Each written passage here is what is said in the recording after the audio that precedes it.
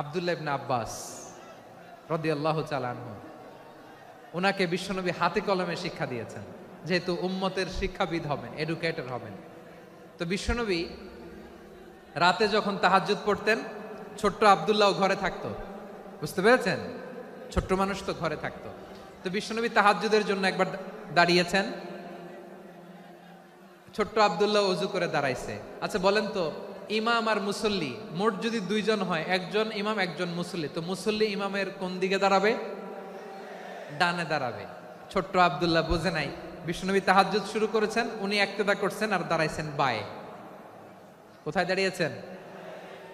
আব্দুল্লাহ বলেন, যখন আমি বায়ে দাঁড়ালাম, আখাযা রাসূলুল্লাহ সাল্লাল্লাহু আলাইহি ওয়াসাল্লাম উযুনি আল ইউমনা ইয়াফতিলুহা, বিশ্বনবী নামাজরত অবস্থায় আমার কান ধরে টেনে আমার ডান দিকে এনে দাঁড় করায় দিলেন। পড়েন সুবহানাল্লাহ। দেখেন, হাতে কলমে শিক্ষা। আর জীবনে ভুল হবে? কথা কয় না, আর ভুল হবে? আর ভুল হবে না। এভাবে বিশ্বনবীর অনেক সঙ্গ পেয়েছেন, সফর করেছেন, একই বাহনে বসেছেন, এক বাহনে বসে লম্বা নসিহত করেছেন, বলেছেন, ইয়া গোলাম ইহফাজিল্লাহ ইয়াহফাজকা ইহফাজিল্লাহ তাজিদহু তুজাহাক ইযা সাআলতা ফাসআলিল্লাহ ওয়া ইযা ইসতাআনতা ফাসতাইন বিল্লাহ। আল্লাহর বিধান মানো, আল্লাহর বিধান রক্ষা করো, আল্লাহ তোমায় রক্ষা করবে।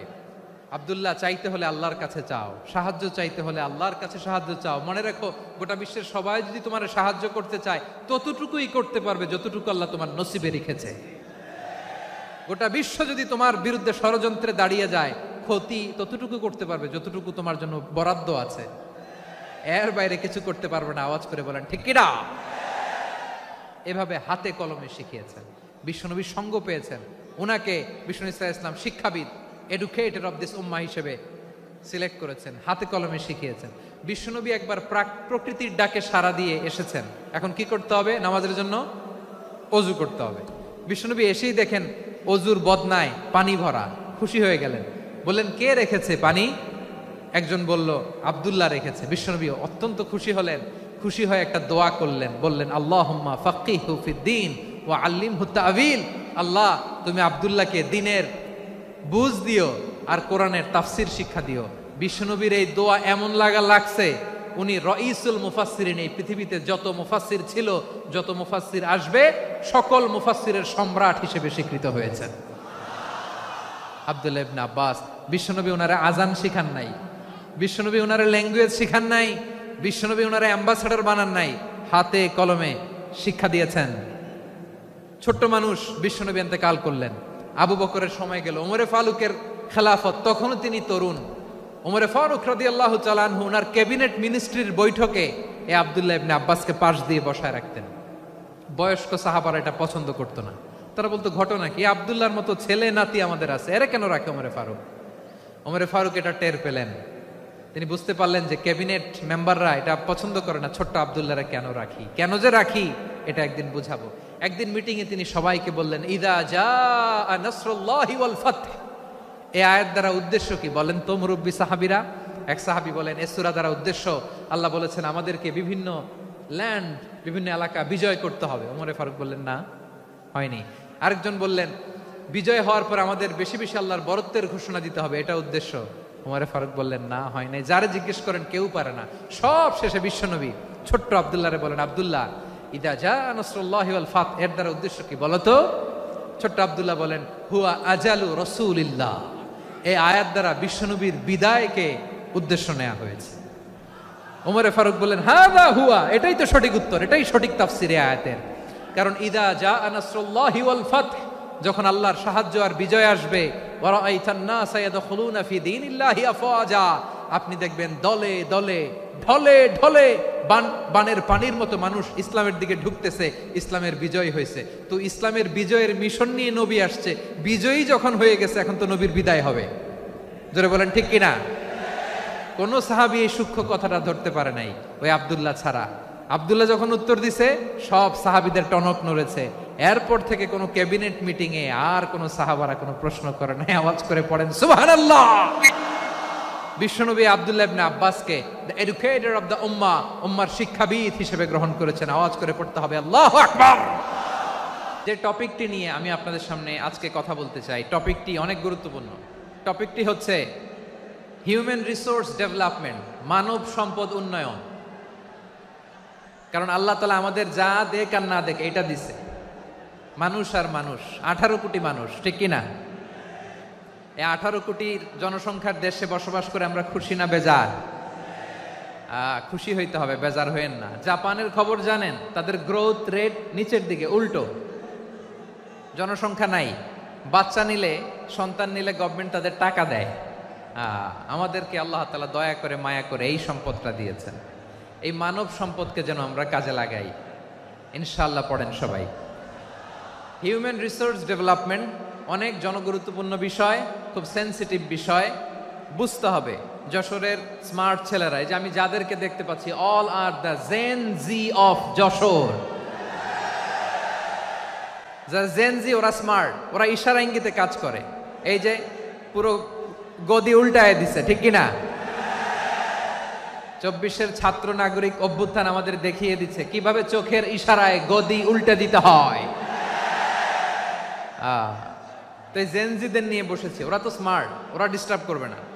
মেহরবানি করে আমার সাথে কানেক্ট করো, 1 to 1, brain to brain, eye to eye contact করো আমার সাথে। তাকাও, কষ্ট হলো আমার দিকে তাকাও, আওয়াজ করা যাবে না, আমার দিকে তাকাও।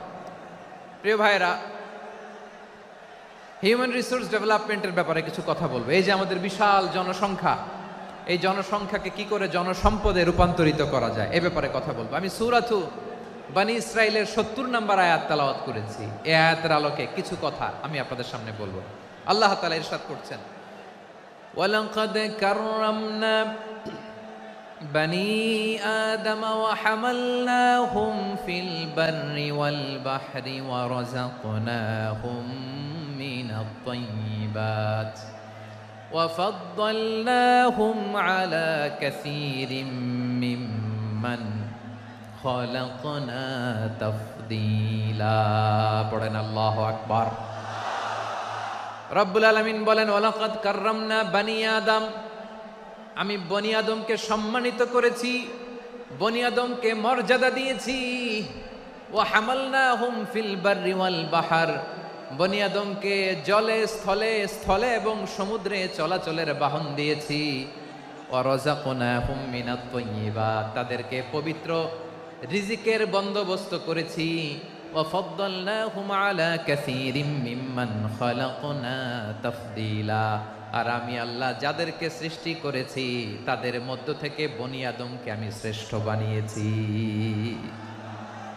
আমরা শ্রেষ্ঠ, আমরা আশরাফুল মাখলুকাত। আমরা কি? এই যে এমনি চিল্লাচিল্লি করে, জিজ্ঞাসা করলে বলে না। আমরা আশরাফুল মাখলুকাত। আমরা কি? শ্রেষ্ঠ, সবার চেয়ে সেরা। আমাদের মতো করে আল্লাহ কাউকে বানায় নাই। 2 পায়ে ভর করে, শির দ্বারা এরকম স্ট্যান্ড রেখে মাথা উঁচু করে দাঁড়াতে পারে এরকম কোন প্রাণী পৃথিবীতে আছে?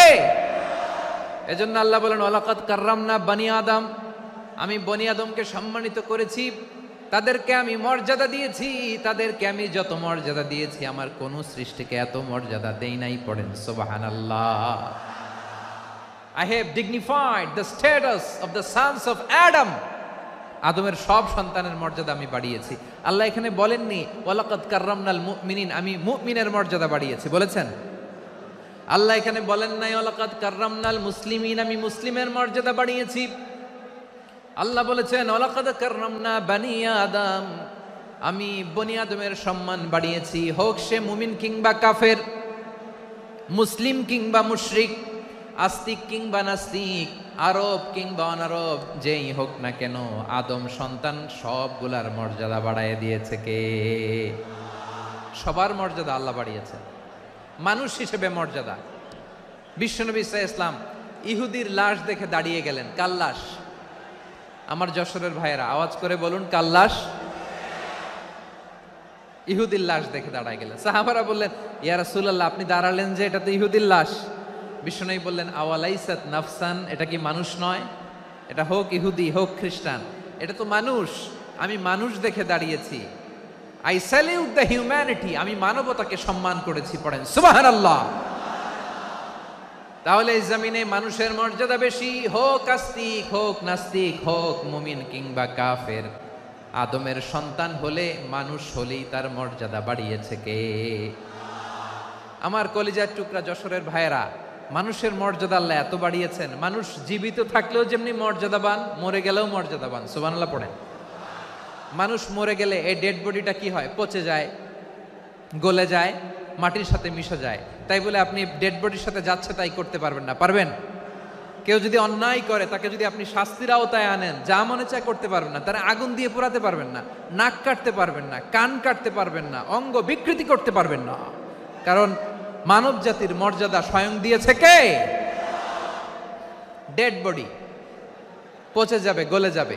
তারপর ইসলাম বলে না, খবরদার, এই মরা লাশটারও একটা মর্যাদা আছে না নাই? ইসলাম বলে এই লাশটা গলে যাবে, পচে যাবে, কিন্তু এটার অমর্যাদা করো না। কর্পূর দিয়ে, খেজুর পাতা দিয়ে, এটাকে ওয়ার্ম ওয়াটার দিয়ে, গরম পানি দিয়ে ধৌত করো। সাদা শুভ্র ধবধবে কাপড় দিয়ে লাশটাকে তুমি কাভার করো। তারপরে খাটিয়ার মধ্যে লাশটাকে রেখে বিশাল একটা প্রোগ্রাম করো, একটা ফিউনারাল প্রোগ্রাম করো।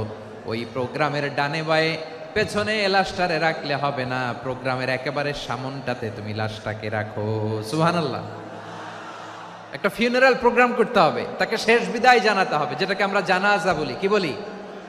জানাজা মানে মাইয়েতের জন্য দোয়া, তার জন্য দোয়া করা হয়। তাকে একটা সিস্টেমেটিক অর্ডারে কবরে রাখা হয়, সুন্দরভাবে সেটাকে কবরস্থ করা হয়, মাটি দেয়া হয়, পানি দেয়া হয়। তার মানে মরে গেলেও মানুষের সম্মান বাড়ায় দিয়েছে কে? এজন্য আল্লাহ বললেন, ওয়ালাকাদ কাররামনা বানি আদম, বনি আদমের সম্মান মর্যাদা আমি আল্লাহ বাড়িয়ে দিয়েছি। মানুষের সম্মানে তুমি কখনো আঘাত করো না, ঠিক কি না? তাহলে ভাই, প্রথম মেসেজ হচ্ছে, the first and foremost message tonight to the people of Jessore. আল্লাহ বলেন, I have dignified the status of son of Adam. আমি বনি আদম সবার মর্যাদা বাড়িয়ে দিয়েছি, হোক আস্তিক নাস্তিক, হোক কাফের কিংবা মুশরিক, তার মর্যাদা বাড়াই দিছে কে? যখন বন্যা হয়, আমরা ত্রাণ নিয়ে যাই, আমরা শুধু মুসলমানদেরকে ত্রাণ দেই নাকি? হ্যাঁ, আমরা মুসলমানকেও দেই, অমুসলমানকেও দেই, হিন্দুকেও দেই, বৌদ্ধকেও দেই। যেখানেই মানবতা বিপন্ন সেখানে ইসলামের হেল্পিং হ্যান্ড আছে না নাই? সুবহানাল্লাহ। কি দিন আমরা পেয়েছি, কি বিধান আমরা পেয়েছি। ওয়ালাকাদ কাররামনা বানি আদম, আমি বনি আদমকে সম্মানিত করেছি। এরপর আল্লাহ বললেন, ওয়া হামালনাহুম ফিল বাররি ওয়াল বাহর, মানুষকে স্থলে এবং সমুদ্রে চলাচলের বাহন আমি দিয়েছি। স্থলে কিভাবে চলবে, জলে কিভাবে চলবে, এই বাহনের ব্যবস্থা করেছে কে? এই জেনজি, এই স্যামড়া, ইরাম করতেছো কিসের জন্য? হ্যাঁ, ইরাম করলে চলবি? হ্যাঁ, বস বস বস বস। আওয়াজ করতেছো কেন? দিবা না, কথা বলতে দিবা না আমাকে? তো এইটা বুঝি তোমাদের ভালোবাসার নমুনা? তোমাদের ভালোবাসার কারণে যদি আমি কোথাও দাঁড়াতেই না পারি, কোথাও বসতে না পারি, কোথাও দুটা কথা বলতে না পারি, এই ভালোবাসা দিয়ে কি হবে আমার? বরং ঘামতে ঘামতে ঘর্মাক্ত হব, রক্তাক্ত হব। কিন্তু সেন্ট্রাল থেকে, সেন্ট্রালি যে ইনস্ট্রাকশন আসবে, সেই ইনস্ট্রাকশনের এক চুল আমরা ডানে বায়ে যাব না। এইটা গণজাগরণের জন্য এইটা দরকার, ইসলামী বিপ্লবের জন্য এইটা দরকার। তো আধা ঘন্টা ধরে যদি তোমাদেরকে থামানোই না যায়, এই লস্কর দিয়ে আমি কি করব? আল্লাহর ওয়াস্তে নো নো নো স্লোগান, চুপচাপ একেবারে আমার দিকে তাকাও। আল্লাহ বললেন, ওয়া হামালনাহুম ফিল বাররি ওয়াল বাহর, জলে স্থলে আমি চলাচলের যানবাহনের ব্যবস্থা করেছি। আমরা স্থলে ঘোড়ার উপরে চড়ি, উটের উপরে চড়ি, গাড়ির উপরে চড়ি। এই যে গাড়ির ইঞ্জিন বানাইছি আমরা, এটার মেধা দিয়েছে কে? আবার সাগরের মধ্যে আমরা নৌযান, জলযান, বড় বড় জাহাজ দিয়ে এক মহাদেশ থেকে আরেক মহাদেশ যাই, এক দেশ থেকে মালামালগুলো আরেক দেশে পাঠাই। সাগরের ভেতরে নৌকাগুলোরে ধরে রাখলো কে?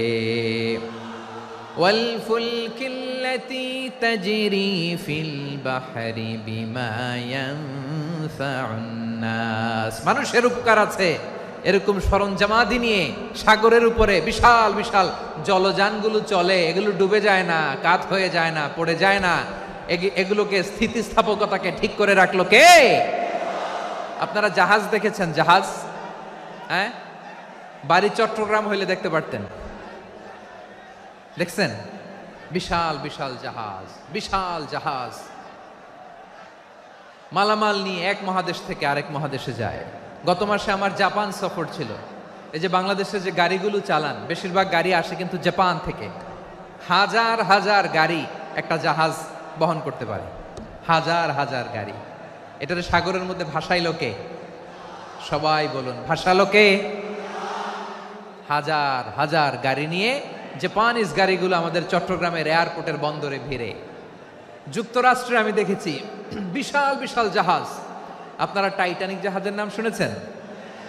টাইটানিকেরও 8 গুণ 10 গুণ বড়। সুবহানাল্লাহ কইবেন না? টাইটানিক জাহাজের 8 গুণ 10 গুণ বড় একটা জাহাজ আছে, আইকন অফ দ্য সি, আমি দেখে এসেছি। রয়্যাল ক্যারিবিয়ান দেখে এসেছি।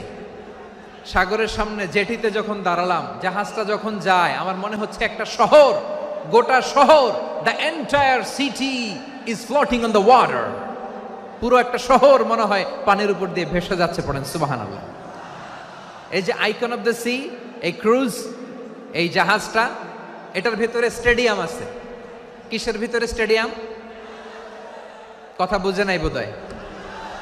স্টেডিয়াম কিসের ভিতর? সুইমিং পুল আছে, শপিং মল আছে, রেস্টুরেন্ট আছে, ক্লাব আছে, 3000 4000 রুম বিশিষ্ট, কক্ষ বিশিষ্ট হোটেল আছে। এই সবগুলোর নিয়ে এগুলো চলে সাগরের এই দোলার মধ্যে, জলোচ্ছ্বাসের মধ্যে, এই সাগরের ভেতরে এই জাহাজগুলোর ভাষায় রাখছে কে? সূরাতুর রহমানে আল্লাহ তাআলা বললেন, ওয়ালাহুল জাওয়ারিল মুনশাআতু ফিল বাহরি কাল আ'লাম ফাবিআইয়ি আলা, সবাই পড়েন, ফাবিআইয়ি আলাই রাব্বিকুমা তুকাযযিবান। পাহাড় সম বড় বড় জাহাজগুলো মাল বোঝাই করে সাগরের মধ্যে ভেসে বেড়ায়। এগুলো দিয়ে মালামাল বহন করা যায়, মানুষরা এক দেশ থেকে আরেক দেশে যায়। এই জাহাজগুলোরে সাগরের ভেতরে ভাসায় রাখলো কে? এই আয়াতের ভেতরে আল্লাহ তাআলা সূরাতু বানী ইসরাঈলের এই চমৎকার আয়াতের ভেতরে আল্লাহ তাআলা বেসিকলি মানব জাতির প্রতি তার 4টি স্পেশাল অনুগ্রহের কথা বলেছেন। কয়টি? 2টা বলে ফেলছি। 1 নাম্বার, ওয়ালাকাদ কাররামনা বানি আদম, আমি বনি আদমের সম্মান বাড়াইছি। নাকি মুসলমানদের? নাকি মুসল্লিদের? কার সম্মান বাড়িয়েছি? বনি আদমের। তাহলে human dignity, the first part of the verse talks about the human dignity. 2 number অংশ আল্লাহ তাআলা বললেন, ওয়া হামালনাহুম ফিল বাররি ওয়াল বাহর, স্থলে এবং সমুদ্রে আমি তাদের জন্য চলাচলের বাহন দিয়েছি। সুবহানাল্লাহ। তার মানে smooth movement on land and sea, জলে এবং স্থলে যাতে আমরা স্মুথলি মুভ করতে পারি আল্লাহ তাআলা দিয়েছেন। 3 নাম্বার আল্লাহ তাআলা বললেন, ওয়া রাযাকনাহুম মিনাত তাইয়্যিবাত, মানুষের জন্য আমি পবিত্র রিজিকের ব্যবস্থা করেছি। জলে এবং স্থলে যত প্রাণী আছে সবগুলা প্রাণীকে রিজিক দেয় কে? আমাদেরকে রিজিক দেয় কে?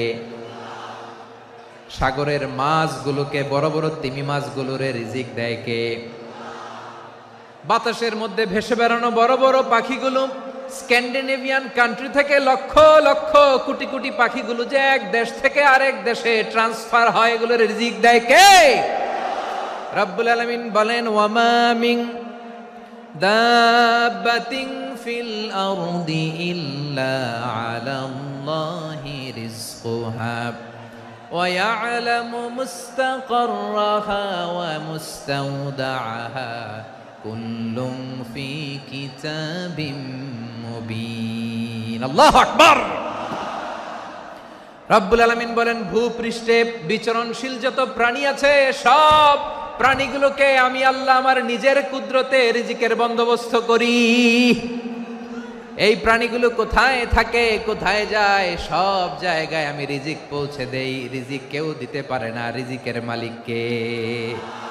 রিজিকের মালিক তিনি আল্লাহ। এজন্য আল্লাহ তাআলা বললেন, ওয়া রাযাকনাহুম মিনাত তাইয়্যিবাত। এরপর আল্লাহ বললেন, ওয়া ফাদ্দালনাহুম আলা কাসীরিম মিম্মান খালাকনা তাফদীলা। আমি যত প্রাণী সৃষ্টি করেছি সকল প্রাণীর মধ্যে মানুষের মর্যাদা, শ্রেষ্ঠত্ব আমি দিয়েছি। সুবহানাল্লাহ পড়েন। তাহলে এক নম্বরে আল্লাহ বললেন আমি বনি আদমের মর্যাদা বাড়ালাম। এরপরে বললেন স্থলে এবং সমুদ্রে চলাচলের জন্য যানবাহন দিলাম। 3 নম্বরে আল্লাহ বললেন পবিত্র রিজিকের ব্যবস্থা করে দিলাম। এরপরে আল্লাহ বললেন যত প্রাণী আছে সৃষ্টি আছে সবগুলার উপরে আমি মানুষকে শ্রেষ্ঠত্ব দিলাম। সুবহানাল্লাহ। তাহলে সবচেয়ে বেশি শ্রেষ্ঠত্ব মানুষের। কার? মানুষের। শুধু তাই নয় প্রিয় ভাইরা, আকাশ এবং জমিনে যা কিছু আছে সবকিছু মানুষের জন্য, মানুষের কল্যাণে, মানুষের প্রয়োজনে, মানুষের বশীভূত করে সৃষ্টি করেছেন কে?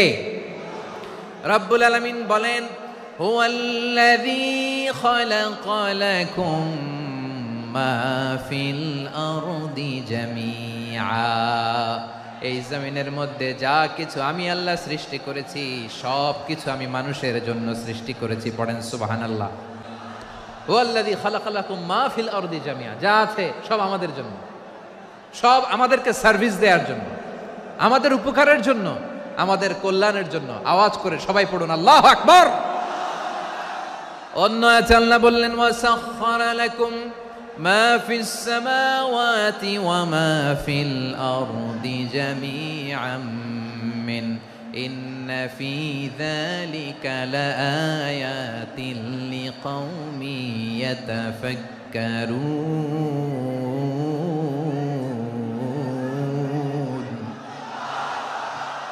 প্রথমে আল্লাহ বললেন জমিনে যা আছে সব তোমাদের কল্যাণে আমি সৃষ্টি করলাম।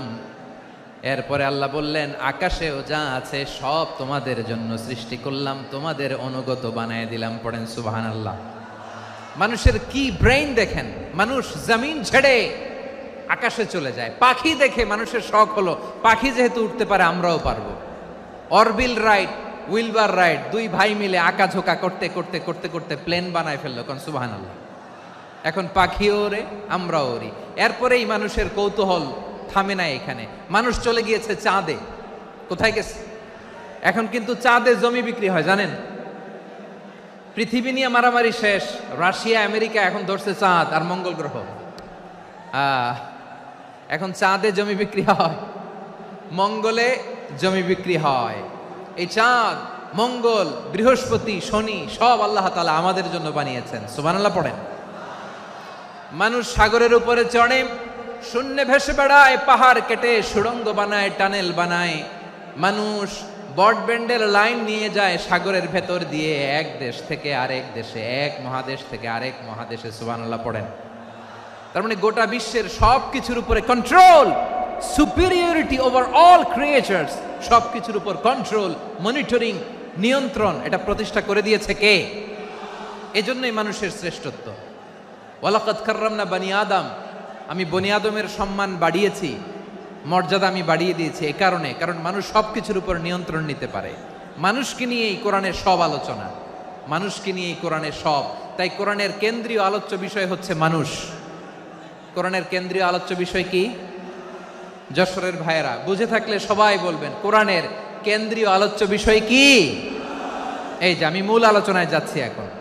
কেন মানুষ কোরআনের কেন্দ্রীয় আলোচ্য বিষয়? যশোর আওয়াজ করে বলো, কোরআনের কেন্দ্রীয় আলোচ্য বিষয় কি? মানুষ। এই মানুষ কোরআনের কেন্দ্রীয় আলোচ্য বিষয়। মানুষকে আল্লাহ স্বাধীনতা দিয়েছেন। ফামান শাআ ফালইউমিন ওয়া মান শাআ ফালইয়াকফুর। চাইলে মুমিন হতে পারো, চাইলে কাফের হতে পারো, তোমার ইচ্ছা। তবে জেনে রাখো মুমিন হলে পাবা জান্নাত, কাফির হলে পাবা জাহান্নাম। নাও দ্য ডিসিশন ইজ ইয়ার্স। সিদ্ধান্ত তোমার, জান্নাতে যাবা না জাহান্নামে যাবা। যশোরের ভাইয়ের আওয়াজ করে বলুন, কই যেতে চান, জান্নাতে না জাহান্নামে? ডান দিকে না বাম দিকে? ডানপন্থী না বামপন্থী? চিল্লা চিল্লি না চুপচাপ? চুপচাপ কয়ে আবার চিল্লাচিল্লি শুরু করে দিয়েছে। মাশাআল্লাহ, গুরুত্বপূর্ণ কথা বাকি আছে, আমাকে সহযোগিতা করতে হবে। মাশাআল্লাহ, এই তো ঠান্ডা হয়েছে। হ্যাঁ ঠিক আছে, ঠিক আছে, ঠিক আছে। মানুষকে আল্লাহ এত স্বাধীনতা দিয়েছেন, মানুষ চাইলে অনেক ভালো হইতে পারে। ভালোর রাস্তাও খোলা, খারাপ হওয়ার রাস্তাও খোলা। ভালো হইলে মানুষ অনেক ভালো, খারাপ হইলে অনেক খারাপ। ভালো হইলে সবচেয়ে ভালো, খারাপ হইলে সবচেয়ে খারাপ। এজন্য সিদ্ধান্ত আপনাকে নিতে হবে। আল্লাহ তাআলা বলছেন লাকাদ খালাকনাল ইনসানা ফি আহসানি তাকওয়িম সুম্মা রাদাদনাহু আসফালা সাফিলিন। আমি মানুষকে অনেক সুন্দর অবয়বে, সুন্দর আকৃতিতে সৃষ্টি করেছি। তার শুধু চেহারার ডিজাইনটাই সুন্দর নয়, তার ব্রেনটা বড্ড সুন্দর, তার মানসিকতা বড্ড সুন্দর, তার সৃজনশীলতা বড্ড সুন্দর। পড়েন সুবহানাল্লাহ। আমাদের চেহারা, অবয়ব, ডিজাইন যে সুন্দর তা না, আমাদের ব্রেনটা অনেক সফিস্টিকেটেড ব্রেন, অনেক সফিস্টিকেটেড। এই 1.5 কেজি ব্রেন ইউজ করে মানুষ গোটা বিশ্বে সভ্যতা বিনির্মাণ করেছে, ঠিক কিনা? এই ব্রেন আল্লাহ তাআলা আমাকে দিয়েছে। এটারে কাজে লাগালে, আপনার 6 সেন্স কাজে লাগালে আপনি অনন্য মানুষ হয়ে উঠবেন, মহামানবে রূপান্তরিত হবেন। মানুষ হতে পারে, চাইলেই মহামানব হতে পারে। আবার যদি মানুষ চায় খারাপও হতে পারে। আল্লাহ বললেন শুধু ভালোই না, ভালো হতে চাইলে অনেক ভালো তুমি হতে পারো, আবার খারাপ হতে চাইলে অনেক খারাপ তুমি হতে পারো। সুম্মা রাদাদনাহু আসফালা সাফিলিন।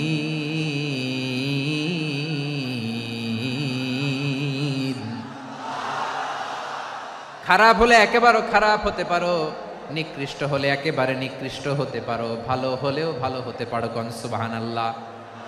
এবার আওয়াজ করে বলুন, ভালো হতে চাই না খারাপ? শ্রেষ্ঠ না নিকৃষ্ট? মানুষ ভালো হলে মানুষ ফেরেশতার চেয়েও ভালো, মানুষ খারাপ হলে সে পশুর চেয়েও খারাপ। কথা ঠিক কিনা বলেন? ভালো হলে ফেরেশতার চেয়েও ভালো, খারাপ হলে পশুর চেয়েও নিকৃষ্ট। তার মানে শ্রেষ্ঠত্বে মানুষ, শ্রেষ্ঠত্বে ফেরেশতাকে হার মানায়, আর অধপতনে শ্রেষ্ঠত্বে ফেরেশতাকে ছাড়িয়ে যায়, আর অধপতনে পশুকেও হার মানায়। আই রিপিট, আমি আবারও বলছি, মানুষ শ্রেষ্ঠত্বে ফেরেশতাকে ছাড়িয়ে যায়, আর অধপতনে সে পশুকেও হার মানায়। আওয়াজ করে বলতে হবে ঠিক কি না? এটার প্রমাণ কি? মানুষ শ্রেষ্ঠ হইলে যে ফেরেশতার চেয়েও সেরা, তার প্রমাণ কি? আল্লাহ তাআলা বলছেন, ওয়া ইয কুলনা লিল মালাইকাতি ইসজুদু লি আদম ফাসাজাদু ইল্লা ইবলিস আবা ওয়াস্তাকবারা ওয়া কানা মিনাল কাফিরিন। আল্লাহ বলেন, স্মরণ করো সে সময়ের কথা যখন আমি ফেরেশতাদেরকে বললাম, ও ফেরেশতারা আদমকে সেজদা দাও। সব ফেরেশতারা সম্মান সূচক সেজদা আদমকে দিল। তারা আদমের জন্য সেজদায় লুটিয়ে পড়ল, একজন ছাড়া, তার নাম ইবলিস। আওয়াজ করে বলেন, তার নাম কি? সে অহংকার প্রদর্শন করলো, সে কাফের হয়ে গেল। বাকি সব ফেরেশতারা সেজদা দিল। সুবহানাল্লাহ। আবার আদম আলাইহিস সালামকে আল্লাহ জিজ্ঞেস করলেন, সব বলে দিল উত্তর, কিন্তু ফেরেশতাদেরকে একই প্রশ্ন জিজ্ঞেস করলেন, তারা উত্তর করতে পারে নাই। তার মানে এর মধ্য দিয়ে প্রমাণিত হয়, মানুষ ভালো হলে ফেরেশতার চেয়েও ভালো, ফেরেশতার চেয়েও মানুষের মর্যাদা বাড়িয়ে দিয়েছে কে? সব নূরের ফেরেশতা যখন মাটির আদমকে সেজদা দেয়, এটা প্রমাণ করে ফেরেশতার চেয়েও মানুষের মর্যাদা বাড়িয়ে দিয়েছে কে? তুমি মাটির আদমকে প্রথম সৃষ্টি করিয়া ঘোষণা করিয়া দিলে শ্রেষ্ঠ বলিয়া, তাই তো নূরের ফেরেশতা করে আদমকে সেজদা। ঠিক কিনা বলেন? তাই তো নূরের ফেরেশতা করে আদমকে সেজদা। সবার চেয়ে সম্মান দিলে মাটির আদমকে। আল্লাহু আল্লাহু তুমি জাল্লে জালালুহু, শেষ করা তো যায় না গে তোমার গুণগান। পড়েন না? পড়েন, আল্লাহু আল্লাহু তুমি জাল্লে জালালুহু, শেষ করা তো যায় না গে তোমার গুণগান। আল্লাহু আল্লাহু, আল্লাহু আকবার।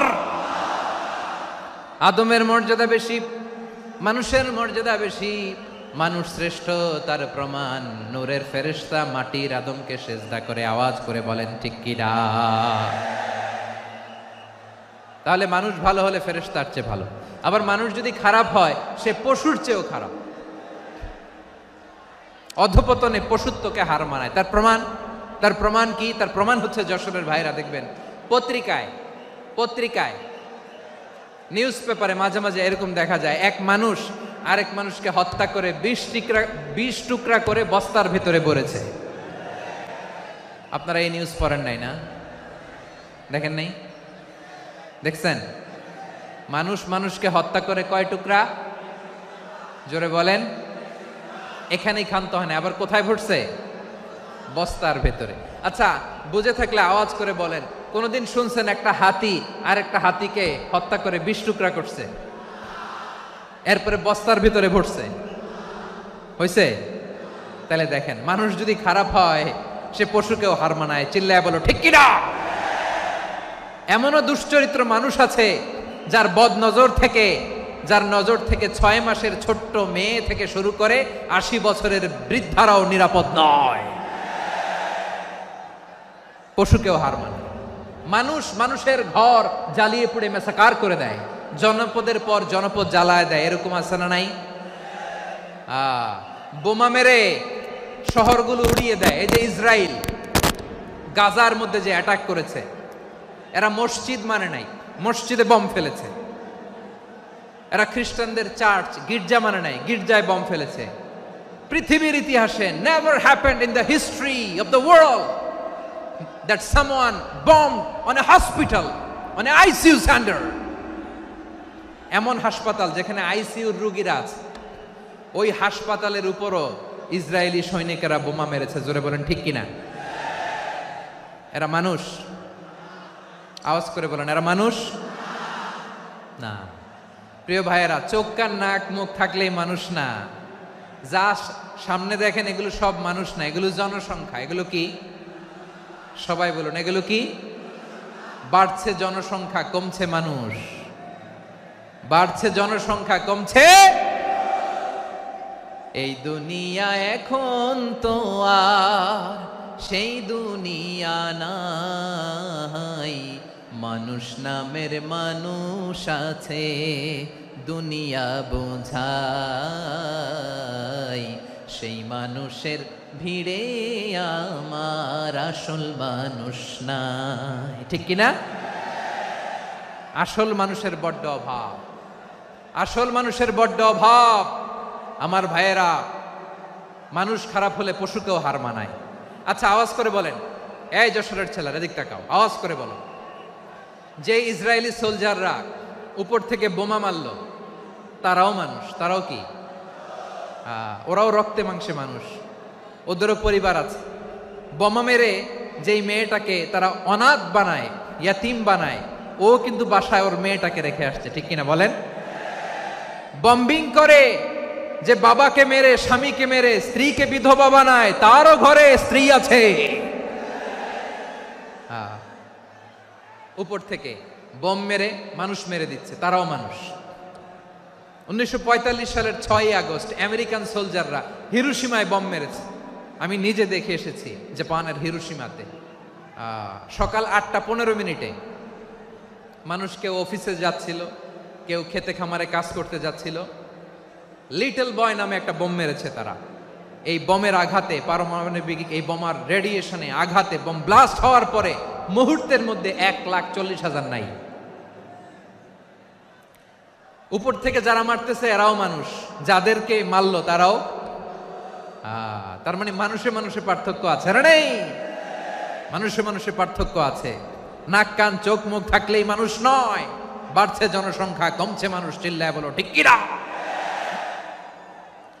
তাহলে আমরা বুঝলাম, মানুষ ভালো হলে অনেক ভালো, খারাপ হলে অনেক খারাপ। ও আমার কলিজার টুকরা যশোরের ভাইয়েরা, আসুন না 3 দিন ব্যাপী এই তাফসিরুল কোরআনের ঐতিহাসিক প্রোগ্রাম থেকে আমরা সিদ্ধান্ত নেই, আমরা ভালো মানুষ হব নাকি খারাপ মানুষ হব। কলিজা থেকে, প্রাণ থেকে আওয়াজ করে সবাই বলুন, ভালো মানুষ নাকি খারাপ মানুষ? ভালো মানুষ হইতে হবে। ভালো মানুষ যারা জগৎটাকে এনলাইটেন করবে, যারা এনলাইটেন করবে, যারা সত্যের বীর সেনানী হয়ে দাঁড়াবে, যারা সত্যের পক্ষে কথা বলবে, যারা জালিমের মসনদকে ভেঙে খান খান করে দেবে। এরকম হওয়ার দরকার আছে না নাই? এরকম ভালো মানুষ আমরা হতে চাই কি চাই না? মানুষকে যত্ন নিলে মানুষ যে কত ভালো হয় আপনি কল্পনাও করতে পারবেন না। এই যে আপনাদের যশোরে যে ভালো ছেলেগুলো আছে, যে ভালো তরুণগুলো আছে, যে যুবকগুলো আছে, যে ভালো আলেমরা আছে, ভালো নেতারা আছে, সবাই যদি তাদের মতো হতো, পুরো যশোরটা একটা জান্নাতের টুকরা হয়ে যেত। আওয়াজ করে বলেন ঠিক কিনা? মানুষকে নার্চারিং করলে, মানুষকে পলিশ করলে, মানুষকে গ্রুমিং করলে, মানুষকে সঠিক তারবিয়া দিলে মানুষ অনন্য হয়ে ওঠে। প্রতিটি মানুষ অনন্য। আমি অনন্য, আপনি অনন্য, আমরা সবাই অনন্য। সুবহানাল্লাহ বলেন। মানুষকে আল্লাহ তাআলা দিয়েছেন অসীম ক্ষমতা, অসীম ক্ষমতা। সুবহানাল্লাহ। একটা মানুষ পারে না এমন কিছু নাই, একটা মানুষ পারে না এমন কিছু নাই। বিশ্বাস করতে হবে, মানুষ যা কল্পনা করতে পারে ওইটা মানুষ করে দেখাতে পারে। যশোরের ভাইয়ের, আই রিপিট, আমি আবারও বলছি, এই চিল্লাচিল্লি করলে আমার এই গুরুত্বপূর্ণ কথা তোমরা মিস করবা, মিস করবা। কপাল পড়া হয়েও না, আওয়াজ করে কপাল পড়া হবে না। আমার দিকে তাকাও। মানুষ, মানুষ যা কল্পনা করতে পারে সেটা মানুষ করে দেখাতে পারে। তুমি তোমার কল্পনার রাজ্যকে সাজাও, তোমাকে হারাতে পারে এমন কোন শক্তি আল্লাহর জমিনে নাই। তোমার কি শক্তি, কি সম্ভাবনা তুমি জানোই না মিয়া। তুমি এদিকে তাকাও কেন? তোমার রাস্তা তো ওই দূরে। তুমি কোথায় যাবে, আল্লাহ তোমার টেনে কোথায় নিয়ে যাবে তুমি কিছুই জানো না। Plan big, dream big. কল্পনার শক্তিকে বড় করো। মানুষ যা কল্পনা করতে পারে মানুষ তা করে দেখাতে পারে। মানুষের কাছে অসাধ্য কিছু নাই মৃত্যু ছাড়া, অ্যাকসেপ্ট ডেথ। মৃত্যু ছাড়া মানুষ সবকিছুকে জয় করতে পারে। মৃত্যু ছাড়া যে কোনো অসাধ্যকে সাধন করার ক্ষমতা মানুষকে দিয়ে দিয়েছে কে? হারার জন্য তোমার জন্মই হয় নাই, তোমার জন্ম হয়েছে জিতার জন্য, বিজয়ের জন্য তোমার জন্ম। মানুষের শুরুটাই হয় বিজয় দিয়ে। যশোর, আওয়াজ করে বলো, মানুষের শুরু হয় কি দিয়ে? আমরা যখন আমার পিতার পৃষ্ঠদেশে ছিলাম, পিতার পৃষ্ঠদেশ থেকে শুক্রাণু যখন মায়ের গর্ভদেশে যেয়ে পড়ে, কতটা শুক্রাণু ভ্রমণ শুরু করে জানো? 20 কোটি শুক্রাণু। একবার সিমেন আউট হলে সেখানে 20 কোটি শুক্রাণু থাকে, ভ্রমণ শুরু করে। ওই 20 কোটি শুক্রাণুর মধ্যে থেকে তুমি আমি আজকে এক বিকশিত শুক্রাণু মানব রূপে পৃথিবীতে এসেছি। সুবহানাল্লাহ। ওই 20 কোটি শুক্রাণুর প্রতিযোগিতায় সবাইরে পেছনে ফেলে সেদিন আমি সফল হয়েছিলাম, সেদিন আমি বিজয়ী হয়েছিলাম। সেদিন আমি এত ছোট ছিলাম, মাইক্রোস্কোপ দিয়েও আমার অস্তিত্ব টের পাওয়া যায় না। আমি এত তুচ্ছ ছিলাম, নগণ্য ছিলাম। আমার কান ছিল না, আমার চোখ ছিল না, আমার হাত ছিল না, আমার জন্য রিকমেন্ডেশন করার মতো মামু ছিল না, খালা ছিল না, কেউ ছিল না। তারপরেও ওই প্রতিযোগিতায়, ওই কম্পিটিশনে যখন আমারে কেউ হারাতে পারে নাই, আল্লাহর জমিনেও আমারে কেউ হারাতে পারে না। হারার জন্য তোমার জন্মই হয় নাই, তুমি আসছোই জিতার জন্য। সুবহানাল্লাহ। বিশ্বনবী বলেন, আন্নাসু মাআদিন কামাআদিনি যাহাবি ওয়াল ফিদ্দা খিয়ারুহুম ফিল জাহিলিয়াতি খিয়ারুহুম ফিল ইসলাম। Peoples are like mines of gold and silver.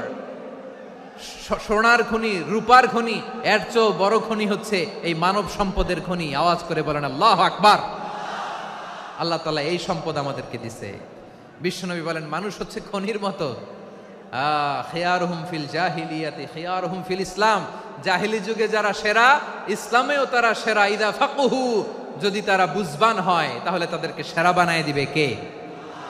তাহলে মানুষের চেয়ে সেরা কেউ হতে পারে? মানুষের চেয়ে অনন্য কেউ হতে পারে? মানুষকে কেউ হারাতে পারে? আওয়াজ করে বলো, তোমাকে কেউ হারাতে পারবে? এই সাহস জাগছে আজকের আলোচনা থেকে। আমি তুমি অনন্য, আমাকে তোমাকে হারায় দেওয়া এত সহজ না, ঠিক কিনা? একটা কথা জীবনের সাথে সেট করে নিতে হবে, আমি জিতি নয় শিখি, আমি কখনো হারি না। জীবনের সাথে সেট করে নাও, জেনজি অফ যশোর, আমি কখনো হারি না, আমি হয় জিতি নয় শিখি। চিল্লায় বলো ঠিক কিনা? আমি কখনো হারি না, আমার হারানো এত সোজা না। কি সাহস জাগছে? বুকে সাহস জাগছে? তাকবীর পড়ো, লিল্লাহে তাকবীর। তাহলে বিশ্বনবী বললেন, নাসু মাআদিন, মানুষ হচ্ছে খনি। এই ধাক্কা ধাক্কি, আমি জানি এগুলো ভালোবাসার ধাক্কা ধাক্কি, এজন্য আমি সহ্য করে নেই। এগুলো যে ভালোবাসার ধাক্কা ধাক্কি এটা আমরা বুঝি। পৃথিবীর কোন আইন, সিকিউরিটি প্রটোকল দিয়ে এটারে মানানো যাবে না। কারণ এটা তো ভালোবাসা, লাভ। লাভ কোনো আইন কানুন দিয়ে বাধা যায় না, মানানো যায় না, ঠিক কিনা বলো?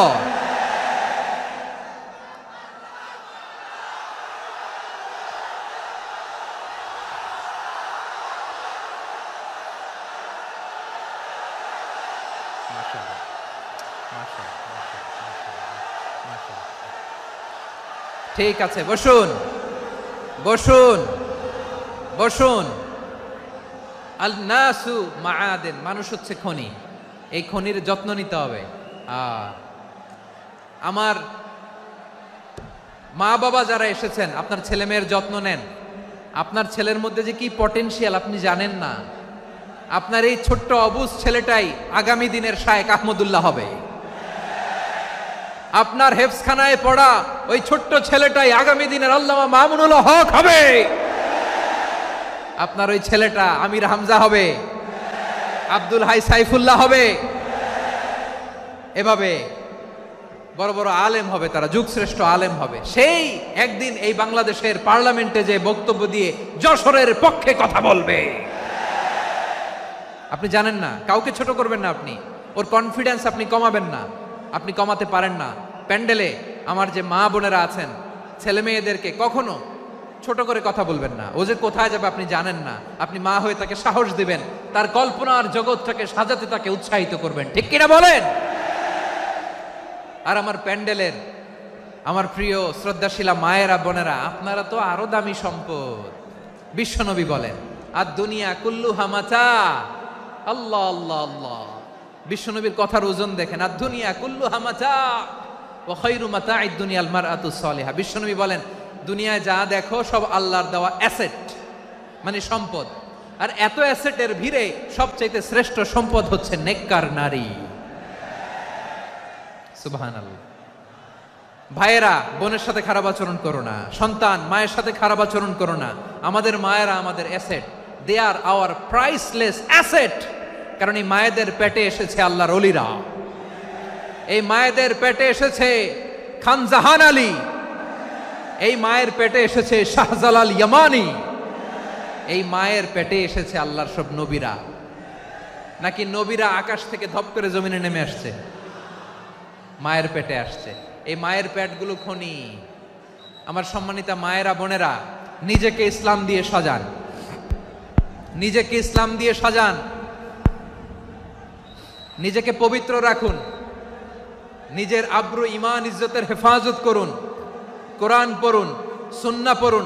আপনি জানেন না আপনার গর্ভে কে আসছে, কোন ক্ষণজন্মা পুরুষকে আল্লাহ তাআলা আপনার গর্ভে পাঠাবে আপনি জানেন না। মায়েরা নিজেদেরকে পবিত্র রাখুন, ইসলাম চর্চা করুন, কোরআন চর্চা করুন, নৈতিকতা দিয়ে নিজেকে সাজান। যশোরের জেনজি, নিজেদেরকে প্রস্তুত রাখো আগামীর বাংলাদেশের জন্য। নৈতিকতা, মোরালিটি, ভ্যালিউজ দিয়ে নিজেকে সাজাও, ইসলাম দিয়ে নিজেকে সাজাও। কারণ আগামীর বাংলাদেশ ইসলামের বাংলাদেশ। বাংলাদেশের আসল পরিচয় ইসলাম। বাংলাদেশের আসল পরিচয় কি? সবাই বলে না। বাংলাদেশের আসল পরিচয় কি? এই ইসলাম নিয়ে আমরা সংসদ ভবন সাজাবো, রাজি আছি না নাই? শেকড় ভুলে যাওয়া যাবে না। আমরা ধাপে ধাপে শারিয়া আইনের দিকে যাব ইনশাআল্লাহ, কিন্তু জঙ্গিবাদ দিয়ে নয়, কট্টরপন্থা দিয়ে নয়। আমরা ইন্টেলেকচুয়ালি, গ্রাজুয়ালি, ধাপে ধাপে শারিয়া আইনের দিকে মুভ করব ইনশাআল্লাহ। বলো লিল্লাহি তাকবীর। এদেশের আসল পরিচয় সবাই বলে না, আওয়াজ করে, এদেশের আসল পরিচয়। এদেশে আজান শুনে সূর্য ওঠে শহর গ্রামে, এদেশে আজান শুনে সূর্য ডুবে সন্ধ্যা নামে, এদেশে সকল কাজে সবাই বলে বিসমিল্লাহ, এদেশে ভালো কিছু দেখে শুনে হাসি মুখে সবাই বলে মাশা আল্লাহ, সুবহানাল্লাহ সুবহানাল্লাহ সুবহানাল্লাহ সুবহানাল্লাহ সুবহানাল্লাহ সুবহানাল্লাহ সুবহানাল্লাহ সুবহানাল্লাহ। ও নবীন তরুণ তোমার কিসের এত ভয়, জেনে রেখো বাংলাদেশের আসল পরিচয়।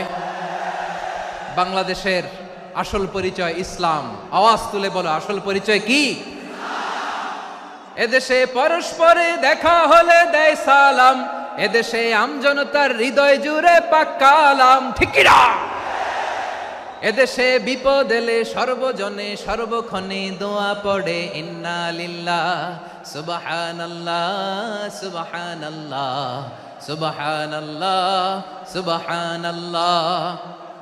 এদেশে আজান শুনে সূর্য ওঠে শহর গ্রামে, এদেশে আজান শুনে সূর্য ডোবে সন্ধ্যা নামে, এদেশে সকল কাজে সবাই বলে বিসমিল্লাহ, এদেশে ভালো কিছু দেখে শুনে হাসি মুখে সবাই বলে মাশা আল্লাহ সুবহানাল্লাহ। আওয়াজ করে সুবহানাল্লাহ সুবহানাল্লাহ সুবহানাল্লাহ সুবহানাল্লাহ। সবাই একসাথে সুবহানাল্লাহ সুবহানাল্লাহ সুবহানাল্লাহ সুবহানাল্লাহ। এদেশের আসল পরিচয় কি?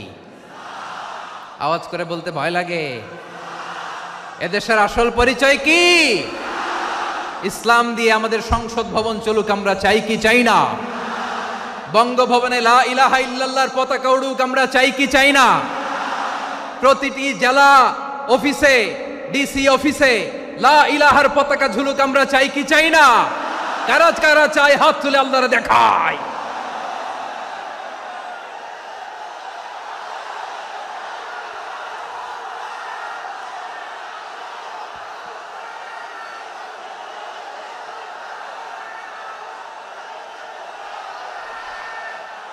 মাশাআল্লাহ মাশাআল্লাহ মাশাআল্লাহ মাশাআল্লাহ।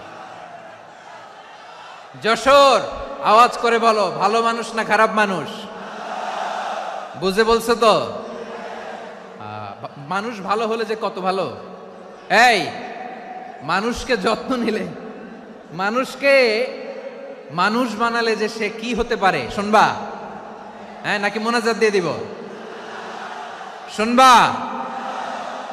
তাহলে থামতে হবে। থামো, আমি যখন বলবো থামো থামো, তাকবীরের সময় দিলে তাকবীর, থামো থামো। মানুষকে যত্ন নিলে, এই এদিকে এদিকে, ড্রোন নামায় ফেলো। হয়েছে, ড্রোনের ফুটেজ হয়ে গেছে, এবার ড্রোন নামায় ফেলো। আমার দিকে তাকাও। মানুষকে, তোমরা এদিক সেদিক তাকালে তো গুরুত্বপূর্ণ পয়েন্ট মিস হয়ে যাবে। এদিকে এদিকে, হ্যাঁ মাস ঠিক আছে, এদিকে। মানুষকে যত্ন নিলে মানুষের মধ্যে যারা কি পটেনশিয়াল রেখেছে। আমি জাপানের দুইটা উদাহরণ দেই। জাপানের, এই এই এভাবে এভাবে হবে, হয় বসো নয় পেছনে, কথা নাই, কথা তো বলাই যাবে না, হারাম কথা বলা। আজকে একেবারে চুপ, আজকের জন্য হারাম করে দিছে আমি, এই কিছু সময়ের জন্য একেবারে নিষিদ্ধ। জাপানের দুইটা উদাহরণ দেই, খেয়াল করে একটু শুনেন, বুঝবেন। আল্লাহ, 2022 সালে জাপানের সাথে জার্মানির খেলা, ফিফা ওয়ার্ল্ড কাপ 2022। এক পক্ষে জাপান, আরেক পক্ষে কোন দেশ? কথা শোনে নাই। এক পক্ষে কোন দেশ, আরেক পক্ষে সবাই। এক পক্ষে আরেক পক্ষে।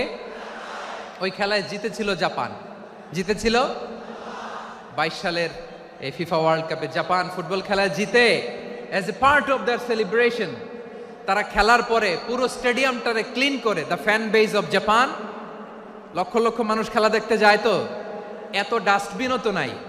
তো যারা ডাস্টবিনে জায়গা পায় নাই, তারা এই যে চকলেটের প্যাকেট, পানির বোতল, চিপসের প্যাকেট তারা এদিকে সেদিকে রেখে দিয়েছে। জাপানের ভক্তরা, জাপানের ফলোয়াররা, as a part of their celebration তারা খেলার পরে পুরো স্টেডিয়ামের সব ময়লা আবর্জনা ক্লিন করে তারপরে বিদায় নিয়েছে।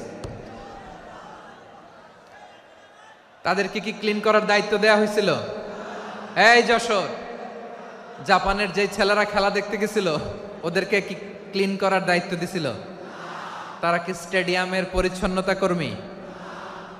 তাদের আকল, তাদের সিক্স সেন্স তাদেরকে বলেছে। ছোটবেলা থেকে জাপান গভর্নমেন্ট ওদেরকে এত পরিচ্ছন্নতা শেখায়, ক্লিনলিনেস অ্যাওয়ারনেস ক্যাম্পেইন করায়। ক্লাসে আমি দেখেছি, ক্লাসে নিজের বেঞ্চ নিজে মুছে, ক্লাসের মাঝখানে একটা সময় দেয়, নিজের টেবিল নিজে মুছে। নিজের ক্লাসরুমটা নিজে পরিষ্কার করে, রাস্তাঘাটে একটা ধুলা নাই, ময়লা নাই, একটা টিস্যু নাই। খেলার পরে গোটা বিশ্বকে তাক লাগিয়ে দিয়েছে। জাপানের ফ্যানরা সবার রেখে যাওয়া গার্বেজ, টিস্যু, বোতল পরিষ্কার করে তারপরে স্টেডিয়াম থেকে বিদায় নিয়েছে। আমরা কেন এমন হইতে পারলাম না? আমরা কেন এমন হইতে পারলাম না? জাপানের যারা এগুলো করছে ওদের 3টা করে চোখ না? চোখ তো 3টা জাপানা লাগো, জাপানা লাগো। হাত তো 4টা, কান তো 6টা। হ্যাঁ, নাকি আমার মতো 2 হাত 2 কানওয়ালা মানুষ? চোখে দেখলে ওটা মানুষ না। চিন্তা করছেন? তার মানে জাপানিজদেরকে যে গ্রুমিং করে শিখানোর মাধ্যমে পরিচ্ছন্ন বানানো গেছে, ওরা যেমনি মানুষ আমরাও মানুষ। আমাদের সন্তানদেরকে শেখালে তারাও পারবে, পারবে কিনা? 2 নম্বর উদাহরণ বলি। চট্টগ্রাম ফেনীতে যারা গিয়েছেন, মেঘনা গুমতি ব্রিজ প্রকল্প নাম শুনছেন? মেঘনা একটা ব্রিজ পার হওয়া লাগে। এই মেঘনা গুমতি, এখানে 3টা ব্রিজ কাঁচপুর সহ, এই 3টা ব্রিজের নির্মাণ কাজ, রেনোভেশনের কাজ দেয়া হয়েছিল জাপানের একটা কোম্পানিকে। কাকে? জাপানের কোম্পানির নির্মাণ শেষে 738 কোটি টাকা বেঁচে গেছিল, এটা গভর্নমেন্টের হাতে দিয়ে তারা বিদায় নিয়েছে। কত টাকা?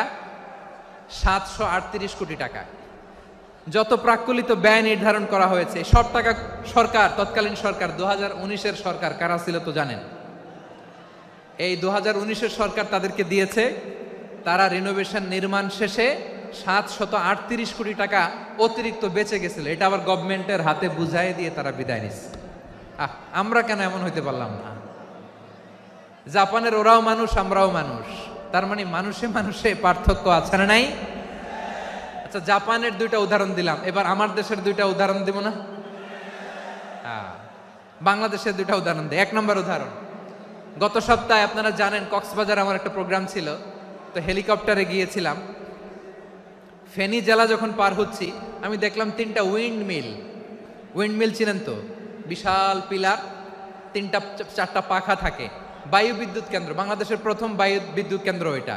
মুহুরী প্রজেক্ট বলে এটার, সম্ভবত মুহুরী প্রজেক্ট। তো সাগরের বাতাসের ঝাপটায় এটা ঘুরে এনার্জি হয়, ইলেকট্রিসিটি উৎপাদন হয়। তো আমি পাইলটকে বললাম, ভাই এগুলো থেকে কেমন ইলেকট্রিসিটি উৎপাদন হয়? কয়, হুজুর একটুও হয় না, কিছুই হয় না। কিছুই হয় না মানে? বলে, হুজুর বাংলাদেশে যত উইন্ডমিল আছে এটার পাখা একটাও ঘুরে না। আল্লাহ, বলেন কি? তাহলে এই যে কোটি কোটি টাকা ব্যয় করে যে উইন্ডমিল, কয় হুজুর ভিতরে ফিটফাট, উপরে ফিটফাট, ভিতরে সদরঘাট। তার মানে কোটি কোটি টাকা দিয়ে এই উইন্ডমিল বানায়, এখানে কিছু নাই। দুর্নীতির আড্ডাখানা, আখড়াখানা বাংলাদেশ, ঠিক কিনা বলেন? হায় রে, জাপানিজরাও মানুষ, আমরাও মানুষ। আমার এক নিকটাত্মীয় সরকারি চাকরিজীবী, উনি আমাকে বললেন, বাংলাদেশের আরেকটা উদাহরণ দেই। উনি আমাকে বললেন যে প্রতি বছর আমাদের অফিসের ফার্নিচার চেঞ্জ করে। আমি বললাম, প্রতি বছর ফার্নিচার চেঞ্জ করে কেন? বলে যে ফার্নিচার নতুন পারচেজ করলেই তো ওইখানে টাকা, নতুন কিনতে পারলেই টাকা, নতুন উন্নয়নের সবক শোনাতে পারলেই টাকা। প্রথম আলোর রিপোর্ট, কি আলো? প্রথম আলোর রিপোর্ট, গত 15 বছরে উন্নয়নের নামে লুটপাট হয়েছে প্রায় 3.25 লাখ কোটি টাকা। কার রিপোর্ট? আমাদের বানানো কথা। প্রথম আলোর রিপোর্ট। গত 15 বছরে কারা ছিল জানেন তো? হ্যাঁ, শুধু ওনাদেরকেই দোষ দিয়ে লাভ নাই। স্বাধীনতার পর থেকে শুধু শাসকের হাত বদল হয়েছে, আমরা কিছু পাই নাই, ঠিক কিনা বলেন? শুধু ওনাদের দোষ দিয়ে কি লাভ? একদল খাইছে, আরেক দল খাওয়ার জন্য রেডি হয়ে আছে। আমরা এরকম চাই না, জনগণকে ফুটপাতে বসাই দিচ্ছে। প্রিয় ভাইয়েরা, তাহলে জাপানের মানুষও মানুষ, আমরাও মানুষ। সিদ্ধান্ত আপনার, কোন মানুষ হবেন, ভালো মানুষ না খারাপ মানুষ? আজকের আলোচনার বিষয় হচ্ছে মানব সম্পদের উন্নয়ন, human resource development. It's a process to increase the capacity of knowledge, skill, capacity of the people of a country. একটা দেশের মানুষের জ্ঞান, তাদের দক্ষতা কি করে বাড়ানো যায়, বাড়িয়ে দেশের উন্নয়ন করানো যায়, এটাই হচ্ছে মানব সম্পদ উন্নয়নের মূল কথা। তাহলে মানব সম্পদ হচ্ছে একটা দেশের সবচাইতে শক্তিশালী পুঁজি। প্রাকৃতিক সম্পদ খনিজ সম্পদের চেয়েও দামি হচ্ছে মানব সম্পদ। আমার প্রিয় যশোর, প্রাকৃতিক সম্পদ, খনিজ সম্পদের চেয়ে দামি সম্পদ কি সম্পদ? আল্লাহ তাআলা দয়া করে আমাদেরকে এই মানব সম্পদ দিয়েছেন। আসুন আমাদের এই মানুষগুলোকে আমরা সোনার মানুষ বানাই। রাজি আছেন তো সবাই? রাজি আছেন? মানুষ পারে না এমন কোনো কিছু নাই, চাইলে সব পারে। এজন্য মানুষকে তারবিয়া দিতে হবে, যথাযথভাবে তাদেরকে গড়তে হবে। আসুন আমরা সিরাতের আয়নায় বিশ্বনবীর জীবনী থেকে দেখি তিনি কিভাবে হিউম্যান রিসোর্সকে ম্যানেজ করতেন। যদি আপনাদের সময় হয় দু একটা উদাহরণ দিয়ে আজকে আমি আমার আলোচনার বিদায় নিব। হবে সময় হবে কয়েক মিনিট? হ্যাঁ, শান্ত থাকবেন তো? শান্ত থাকবা? হ্যাঁ ঠিক আছে। এই ধাক্কার মধ্যে ঢুকছে, এবার মজা বুঝতেছো তো? হ্যাঁ, মানা করছিলাম না? ঠিক আছে, টের পাও। হ্যাঁ ঠিক আছে। যে আওয়াজ করবে আমি ওকে দেখতেছি, কে কে আওয়াজ করে দেখতেছি। শেষ কথা, শেষের দিকে চলে আসছি। বিষ্ণু ইসলাম কিভাবে হিউম্যান রিসোর্সকে ম্যানেজ করতেন, মজার কথা আছে কয়েকটা, বলে বিদায় নিব। বিশ্বনবী কিভাবে এই মানব সম্পদকে ম্যানেজ করতেন। বিশ্বনবী he was a very good talent hunter, চৌকস ট্যালেন্ট হান্টার ছিল। কার মধ্যে কি ট্যালেন্ট আছে দেখলেই বুঝে ফেলতেন। সুবহানাল্লাহ পড়বেন না? কি নবী আমরা পেয়েছি! He was a very good talent hunter. আমার নবী তিনি চৌকস ট্যালেন্ট হান্টার ছিলেন। কার মধ্যে কি প্রতিভা বের করতেন, ওই প্রতিভাকে ইসলামের কল্যাণে কাজে লাগাতেন। সুবহানাল্লাহ বলেন। যাকে যেই জায়গায় সেট করলে ভালো হবে তাকে ওই জায়গায় সেট করতেন। কয়েকজন সাহাবীর জীবনী শোনাই। আবু মাহজুরা রাদিয়াল্লাহু তাআলা আনহু, মক্কার মুয়াজ্জিন, আগে ছিল মুশরিক, পরে হইছে মুমিন। উনি কিভাবে মুমিন হইলেন এই ঘটনাটা একটু আপনাদের শোনাতে চাই। তা আপনাদের তো সময় নাই হাতে। হ্যাঁ সময় আছে? এই জেনজি শেষ করে দিল আজকের প্রোগ্রামটা। 1 ঘন্টা ধাক্কা ধাক্কি করে কেমনে দাঁড়ায় আছে আমি বুঝলাম না।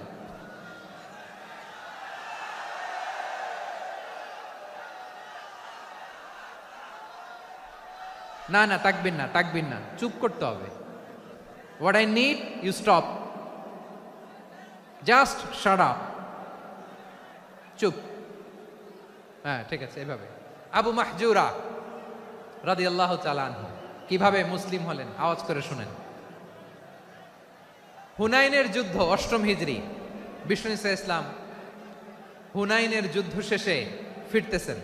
পথিমধ্যে বেলাল রাদিয়াল্লাহু তাআলা আনহু, এই যে আবার কথা, আই রে আল্লাহ রে, এখানে ধাক্কা ধাক্কি কেন? চলে যাও, পেছনে যাও, পেছনে যাও। কি আজীব তামাশা! যেখানে যায় এখানে ধাক্কা ধাক্কি, মারামারি, গায়ের উপরে, কাঁধের উপরে, শাউটিং।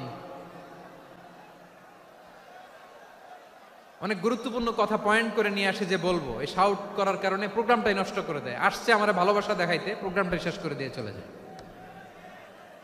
স্টপ। আবার কথা বল, স্টপ। হুনাইনের যুদ্ধে 8ম হিজরি, কত হিজরি সবাই বলেন না একটু, কত হিজরি? 8ম হিজরিতে হুনাইনের যুদ্ধে রাসূল সাল্লাল্লাহু আলাইহি ওয়াসাল্লাম ফিরে আসতেছেন মদিনায়। পথিমধ্যে বেলাল রাদিয়াল্লাহু তাআলা আনহু আজান দিচ্ছেন। কি দিচ্ছেন?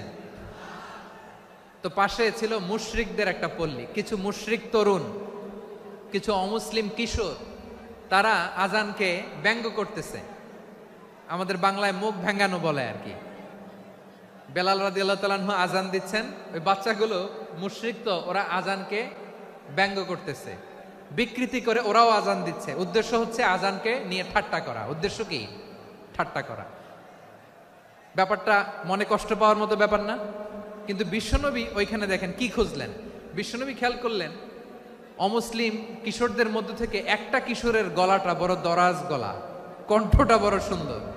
খেয়াল করে দেখলেন যে কিছু কিশোর বেলালের আজানকে ব্যঙ্গ করে, বিকৃতি করে, কিন্তু একজনের কণ্ঠ দেখতে পাচ্ছেন না এত দূরে, কিন্তু কণ্ঠটা বড় সুন্দর, দরাজ গলা। বিশ্বনবী সাহাবীদেরকে বললেন, ধরো এগুলারে, ধরো।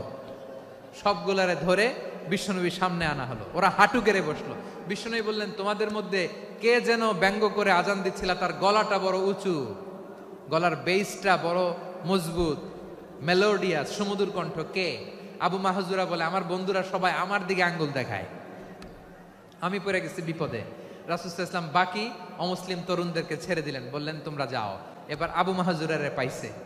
আবু মাহজুরার চুলের মধ্যে হাত দিলেন বিশ্বনবী, মাথায় হাত দিয়ে বললেন, এবার আজান দাও দেখি। আবু মাহজুরা বলে, আমি তো আজান দিতে জানি না, কারণ আমি তো বেলালেরটা শুইনা দিছি, আমার তো মুখস্থ নাই, আমি তো আজান দিতে জানি না। বিশ্বনবী বললেন, জানো না? তাহলে আসো, আমি তোমারে শিখাই দেই। সুবহানাল্লাহ পড়েন। আবু মাহজুরা হাঁটু গেড়ে বসে, বিশ্বনবীর মোবারক হাত আবু মাহজুরার চুলের মধ্যে। বিশ্বনবী আজানের মুআল্লিম, আবু মাহজুরাকে বলতেছে, ঠিক আছে তোমারে শিখাই দিচ্ছি, আমি যা যা বলবো আমার সাথে সাথে বলো, পারবা? আবু মাহজুরা বলে, পারবো। বিশ্বনবী আজান দিচ্ছেন, মাথায় হাত দিয়ে আল্লাহু আকবার, আল্লাহু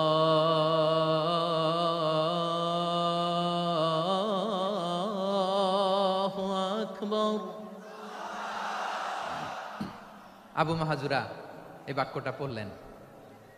বিশ্বনবী দ্বিতীয় বাক্য পড়তে আরম্ভ করলেন,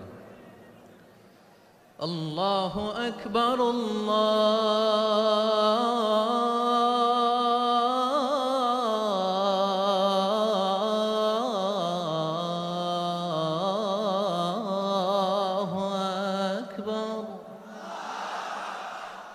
আবু মাহজুরা এই বাক্যটাও বললেন। বিশ্বনবী আবু মাহজুরার মাথার মধ্যে হাত দিয়ে তৃতীয় বাক্য বললেন, আশহাদু আল্লা ইলাহা ইল্লাল্লাহ,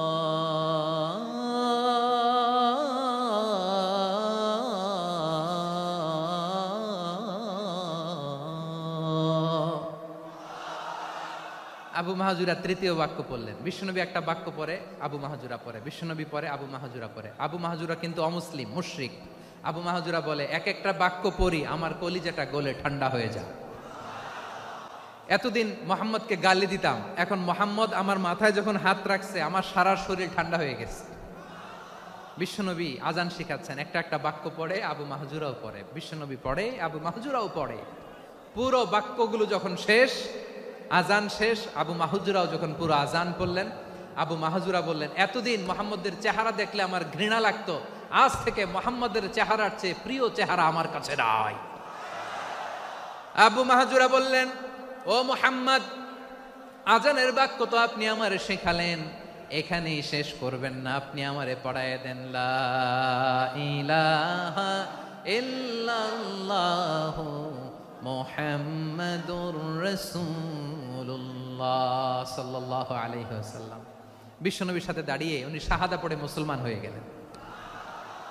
এবার আবু মাহজুরা বলে, ইয়া রাসূলুল্লাহ, ইয়া হাবিবাল্লাহ, আমি মুমিন হয়েছি, মুসলমান হয়েছি, আপনার কাছ থেকে আজান শিখার সৌভাগ্য আমি লাভ করেছি গো নবী। আমার কণ্ঠের বড় তারিফ করেছেন আপনি, আমার আজানকে আপনি পছন্দ করেছেন। একটা জিনিস আপনার কাছে চাই, আপনি আমাকে মক্কার মসজিদুল হারামের মুয়াজ্জিন হিসেবে অ্যাপয়েন্ট করে দে। বিষ্ণু ইসা ইসলাম বললেন, যাও আবু মাহজুরা, আমি তোমাকে পৃথিবীর শ্রেষ্ঠতম মসজিদ মক্কার মসজিদুল হারামের মুয়াজ্জিন হিসেবে অ্যাপয়েন্ট করে দিলাম। দেখছেন কিভাবে ট্যালেন্ট হান্টিং করতে হয়, কিভাবে হিউম্যান রিসোর্স মানব সম্পদকে ব্যবহার করতে হয়। আসছিল আজানকে ভেঙাইতে, আসছিল কেন? আজানকে ব্যঙ্গ করার জন্য, বিকৃত করার জন্য। আজানকে বিকৃত করতে যে ইসলামের সবচেয়ে শ্রেষ্ঠ মসজিদের মুয়াজ্জিন হয়ে গেল। পড়েন সুবহানাল্লাহ। হযরত আবু মাহজুরা রাদিয়াল্লাহু তাআলা আনহু ওনার এই সুললিত কণ্ঠ ব্যবহার করে মসজিদুল হারামে এত সুন্দর করে আল্লাহু আকবার বলে আজান দিতেন, মানুষগুলোর, মুসল্লিগুলোর, মক্কাবাসীর হৃদয়কে তিনি বিগলিত করে দিতেন, মানুষের হৃদয়কে ঠান্ডা হয়ে যেত। শুধু এখানেই শেষ না আমার যশোরের ভাইয়েরা। বিশ্বনবী যখন সাইয়েদনা আবু মাহজুরা রাদিয়াল্লাহু তাআলা আনহুকে আজান শিখাচ্ছিলেন, বলেন তো বিশ্বনবীর হাতটা কোথায় ছিল? আবু মাহজুরার মাথার সামনে, এই চুলের উপরে ছিল। আবু মাহজুরা ওই স্মৃতিটাকে ধারণ করবার জন্য, ওই স্মৃতিকে বহন করার জন্য বিশ্বনবীর মোবারক হাত আবু মাহজুরার কপালের চুলের যেই জায়গায় লেগেছে, মৃত্যুর আগের দিন পর্যন্ত আবু মাহজুরা মাথার ওই চুলে কোনোদিন ছুরি আর কামার লাগায় নাই। সেখানে কেচি লাগায় নাই, চুলের মধ্যে খুর লাগায় নাই। আবু মাহজুরা ডান দিকের চুল কাটতো, বাম দিকের চুল কাটতো, পেছনের চুল কাটতো, সামনের চুল কাটতো না। আবু মাহজুরা রাদিয়াল্লাহু তাআলা আনহুর সামনের চুলগুলো বড় হতে হতে যখন এত বড় হয়ে যায়, তিনি চুলগুলো পেঁচিয়ে মাথার মধ্যে রাখতেন, তারপরে তিনি পাগড়ি পরতেন। সবাই জিজ্ঞেস করতো, আবু মাহজুরা এটা আবার কেমন স্টাইল? দেখতে তোমারে কি বিদঘুটে লাগে, কেমন অড লাগে, কেমন খারাপ দেখা যায়। মক্কায় এমন কোন মানুষ তো দেখি নাই, ডানে চুল কাটে, বায়ে চুল কাটে, পেছনে চুল কাটে, সামনে কাটে না। ওরে আবু মাহজুরা, কেমন দেখা যায় তোমারে, তুমি সামনের চুল কাটো না কেন? আবু মাহজুরা বলে, আমি হাঁটু গেড়ে পেয়ারা নবীর সামনে বসেছিলাম, আমার এই মাথার চুলের মধ্যে মুবারক হাত লাগিয়ে বিশ্বনবী নিজে আমাকে আজানের প্রতিটা বাক্য শিক্ষা দিয়েছেন। বিশ্বনবীর মোবারক হাত, পবিত্র হাত আমার মাথার চুলের যেই জায়গায় লেগেছে, আমি চাই ওই চুলগুলা নিয়ে আমি আমার কবরের ভিতরে যাব। সাইয়েদনা আবু মাহজুরা রাদিয়াল্লাহু তাআলা আনহু ইন্তেকালের আগের পর্যন্ত মাথার সামনের চুলগুলা কাটে নাই। মাথার সামনের চুল তিনি কাটেন নাই। সুবহানাল্লাহি বিহামদি। কেমন ভালোবাসতেন বিশ্বনবী সাহাবীদেরকে, সাহাবারা কেমন ভালোবাসতেন বিশ্বনবীকে। সামনের চুলগুলো বড় হতে হতে এত বড় ছিল, পেঁচিয়ে রেখে পাগড়ি পরতেন, কাটতেন না। নবীর হাত লেগেছিল। সুবহানাল্লাহ পড়েন। তাহলে what is the lesson? Moral of the story কি? মোরাল অফ দ্য স্টোরি হচ্ছে, আসছিল আজানকে ব্যঙ্গ করার জন্য, বিকৃত করার জন্য, হয়ে গেল মসজিদুল হারামের মুয়াজ্জিন। দেখেন বিশ্বনবী একটা খারাপ সিচুয়েশনের মধ্যে থেকে কি ভালো জিনিস বের করে আনলেন। আমি যে শুরুতে বলেছি কিভাবে তিনি হিউম্যান রিসোর্সকে ডেভেলপ করেছেন, ম্যানেজ করেছেন। তিনি যে চৌকুশ ট্যালেন্ট হান্টার ছিল, দেখেন সবার মধ্যে থেকে এর বাছাই করে মুয়াজ্জিন বানাই দিয়েছেন। সুবহানাল্লাহ পড়েন। তার মানে এই না সবাইরে ধরে ধরে উনি মুয়াজ্জিন বানাইছেন। যার যেই ট্যালেন্ট আছে তাকে ওই কাজে অ্যাসাইন করেছেন। যার যেই প্রতিভা আছে তার প্রতিভাকে ইসলামের কাজে লাগিয়েছেন। সুবহানাল্লাহ পড়েন। যায়েদ বিন সাবিত রাদিয়াল্লাহু তাআলা আনহু নাম শুনেছেন? যশোর কথা বেরোয় না। যদি জিজ্ঞাসা সালমান খানের নাম শুনছেন, সবাই হাত তুলবে, জি হুজুর শুনছি, মানে সব দেখা শেষ। সালমান খান, আমির খান, অমুক খান, সব খান মুখস্থ, কিন্তু যায়েদ বিন সাবিতের নাম মুখস্থ নাই মুসলমানদের। যেই সাহাবী মাথার সামনের চুল কাটে নাই, মসজিদুল হারামের মুয়াজ্জিন বানাইছেন বিশ্বনবী, সাহাবীর নাম কি? খায়া ফেলাইছে, স্লোগানের সাথে খায়া ফেলাইছে। আবু মাহজুরা। কি নাম? আবু মাহজুরা আল জুমাহি রাদিয়াল্লাহু তাআলা আনহু। এই নামটা আজকে নিয়ে যাইতে হবে যশোর। আবু মাহজুরা রাদিয়াল্লাহু তাআলা আনহু। 2 নম্বরে বলছিলাম যায়েদ বিন সাবিত রাদিয়াল্লাহু তাআলা আনহু।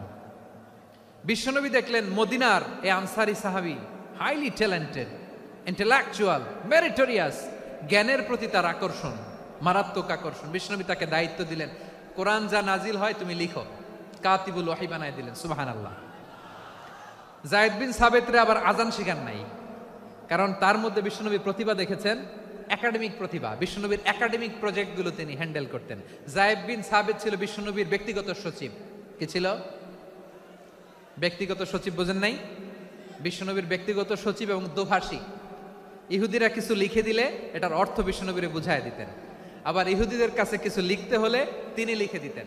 বিশ্বনবী একদিন বললেন, ইন্নী ওয়াল্লাহি মা আমানু ইয়াহুদা আলা কিতাব। ইহুদিরা যে চিঠি পাঠায় অর্থ তো বুঝি না, আরেক ইহুদি আইনে অর্থ করা লাগে। আবার ইহুদিদের কাছে কিছু লিখে পাঠাইতে চাইলে আমরা তো লিখতে পারি না, ইহুদিরে দিয়ে লেখা লাগে। ওরা যে পয়রা শোনায় লিখে দেয়, আমি ওদের বিশ্বাস করি না। আমার নিজের একজন লোক দরকার। বিশ্বনবী এই যায়েদ বিন সাবিতকে চুজ করলেন ল্যাঙ্গুয়েজের জন্য। উনি বললেন, যায়েদ তোমার সফট স্কিলকে ডেভেলপ করতে হবে, তুমি হিব্রু ল্যাঙ্গুয়েজ শিখে ফেলো। যায়েদ বিন সাবিত বলল, বিশ্বনবীর মোটিভেশন আর ইন্সপিরেশন পেয়ে আমি 15 দিনে ইহুদিদের এই হিব্রু ল্যাঙ্গুয়েজ শিখে ফেললাম। শুধু শিখে ফেললাম না, হাত্তা হাদিকতু, even I became master in the language. এই ভাষা আমি পারদর্শী হয়ে গেলাম। এরপরে ইহুদিরা চিঠি লিখে পাঠালে আর কোনো ইহুদি ডাকা লাগতো না, আমি নবীর এটার অর্থ শুনে পরে বুঝায় দিতাম। আবার ইহুদিদের কাছে চিঠি লেখা লাগলে আমি যায়েদ বিন সাবেত চিঠি লিখে দিতাম। সুবহানাল্লাহ। দেখেন, এত সাহাবীর মধ্য থেকে বিশ্বনবীর একাডেমিক প্রজেক্ট, ব্যক্তিগত সচিব, দোভাষী হিসেবে তিনি যায়েদ বিন সাবেতের মতো তরুণকে নির্বাচিত করেছেন। কেমন ট্যালেন্ট হান্টার ছিল আমার নবী! সুবহানাল্লাহ পড়বেন না?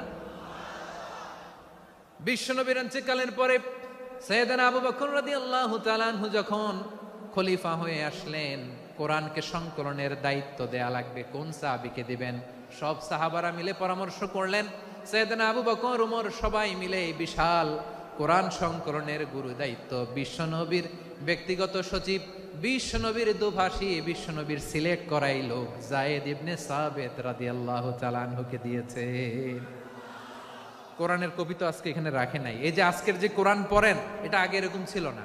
কোরআন নাজিল হলে সাহাবারা চামড়ার, ওটের চামড়ায় লিখে ফেলতো, ওটের চ্যাপ্টা হাড্ডির মধ্যে লিখে ফেলতো, গাছের গুড়ির মধ্যে লিখে ফেলতো, বিভিন্ন জনের কাছে ছড়ানো ছিটানো ছিল। আবু বকর রাদিয়াল্লাহু তাআলা আনহু একসাথে করলেন, পরবর্তীতে উসমান রাদিয়াল্লাহু তাআলা আনহু একসাথে করলেন 114 সূরার। এখন এই মুসহাফ, এই কম্পাইলেশন, এই কপি আমরা পেয়েছি, যার হিউজ কন্ট্রিবিউশন ছিল। এই পুরো কোরআন কম্পাইলেশনের প্রজেক্ট ম্যানেজার ছিল যায়েদ বিন সাবেত রাদিয়াল্লাহু তাআলা আনহু। কোরআন কম্পাইলেশনের প্রজেক্ট ম্যানেজার। দেখেন, উনারে মাথায় হাত দিয়ে আজান শেখায় নাই। সুবহানাল্লাহ কইবেন না? তাহলে প্রথম সাহাবী আবু মাহজুরাকে মুয়াজ্জিন বানাইলেন, যায়েদ বিন সাবেতকে ব্যক্তিগত সচিব আর দোভাষী বানালেন, মুসআব ইবনে উমাইর রাদিয়াল্লাহু তাআলা আনহুকে ইসলামের প্রথম অ্যাম্বাসেডর বানালেন। তাহলে তৃতীয় নাম্বার একজন সাহাবীর নাম বলছি, মুসআব ইবনে উমাইর। মুসআব কি নাম? নামটা কেমন লাগে? এই কয়েকজনের ভাল লাগে, বাকিদের ভাল লাগে না? ভাল লাগে?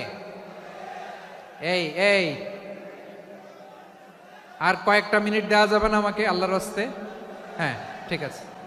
আমি তোমাদেরকে ভালোবাসা দেখাবো, দোয়া করব, যদি চুপ থাকো, একেবারে চুপ, কষ্ট সহ্য করো, বাকিরে যা সওয়াব পাবে তোমরা ডবল পাবা, যেহেতু কষ্ট বেশি, কিন্তু চুপ।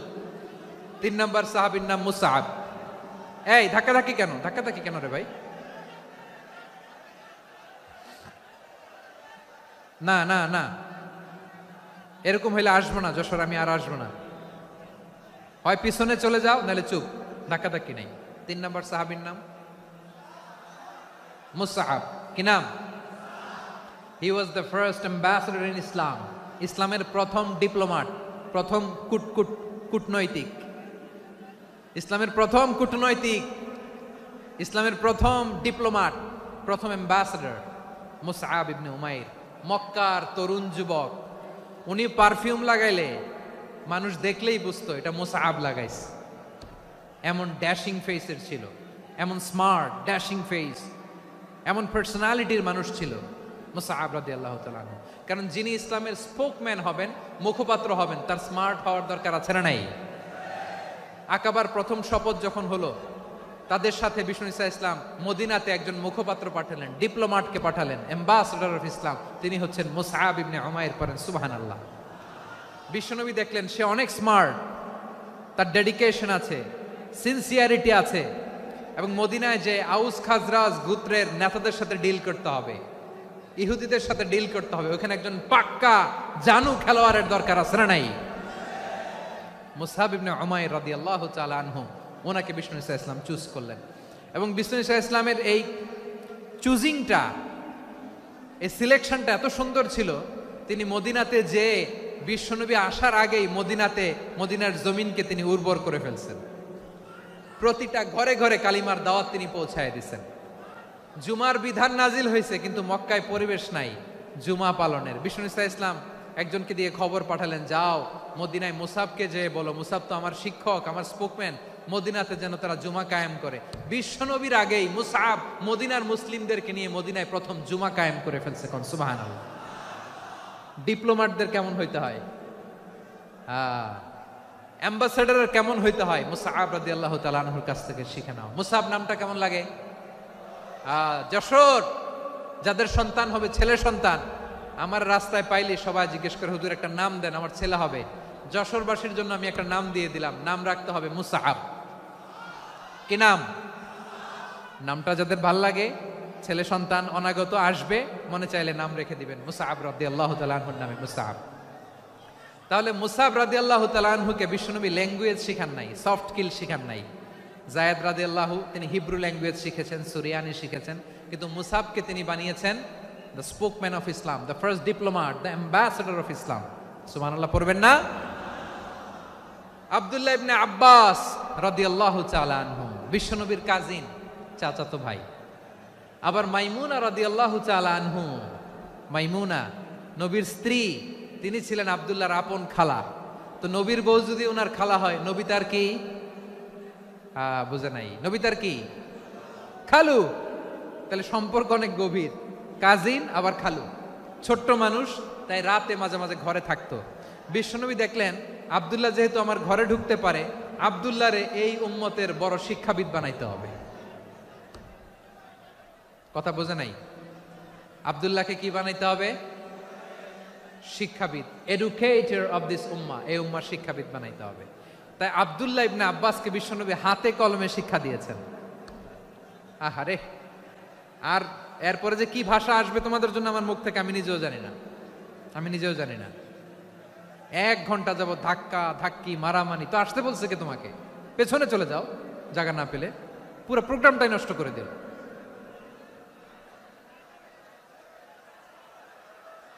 জি, আমার দিকে তাকান, আমি শেষ করে দিচ্ছি। হবে না, ইন্টেলেকচুয়াল আলোচনা এখানে হবে না, আমি বুঝতে পারছি, আমি শেষ করে দিচ্ছি। আব্দুল্লাহ ইবনে আব্বাস রাদিয়াল্লাহু তাআলা আনহু, মনোযোগ দিয়ে কয়েকটা মিনিট শুনুন, আমি এখনই শেষ করে দিচ্ছি। এরপর আওয়াজ করবে, এই যে এগুলো কি আমি বুঝলাম না। আমি বললাম না সব করা যাবে, বসে যাও, শুয়ে যাও, চলে যাও, আওয়াজ করা যাবে না। অন্যকে বসো এটাও বলার দরকার নেই, জাস্ট এদিকে তাকাও। আল্লাহ।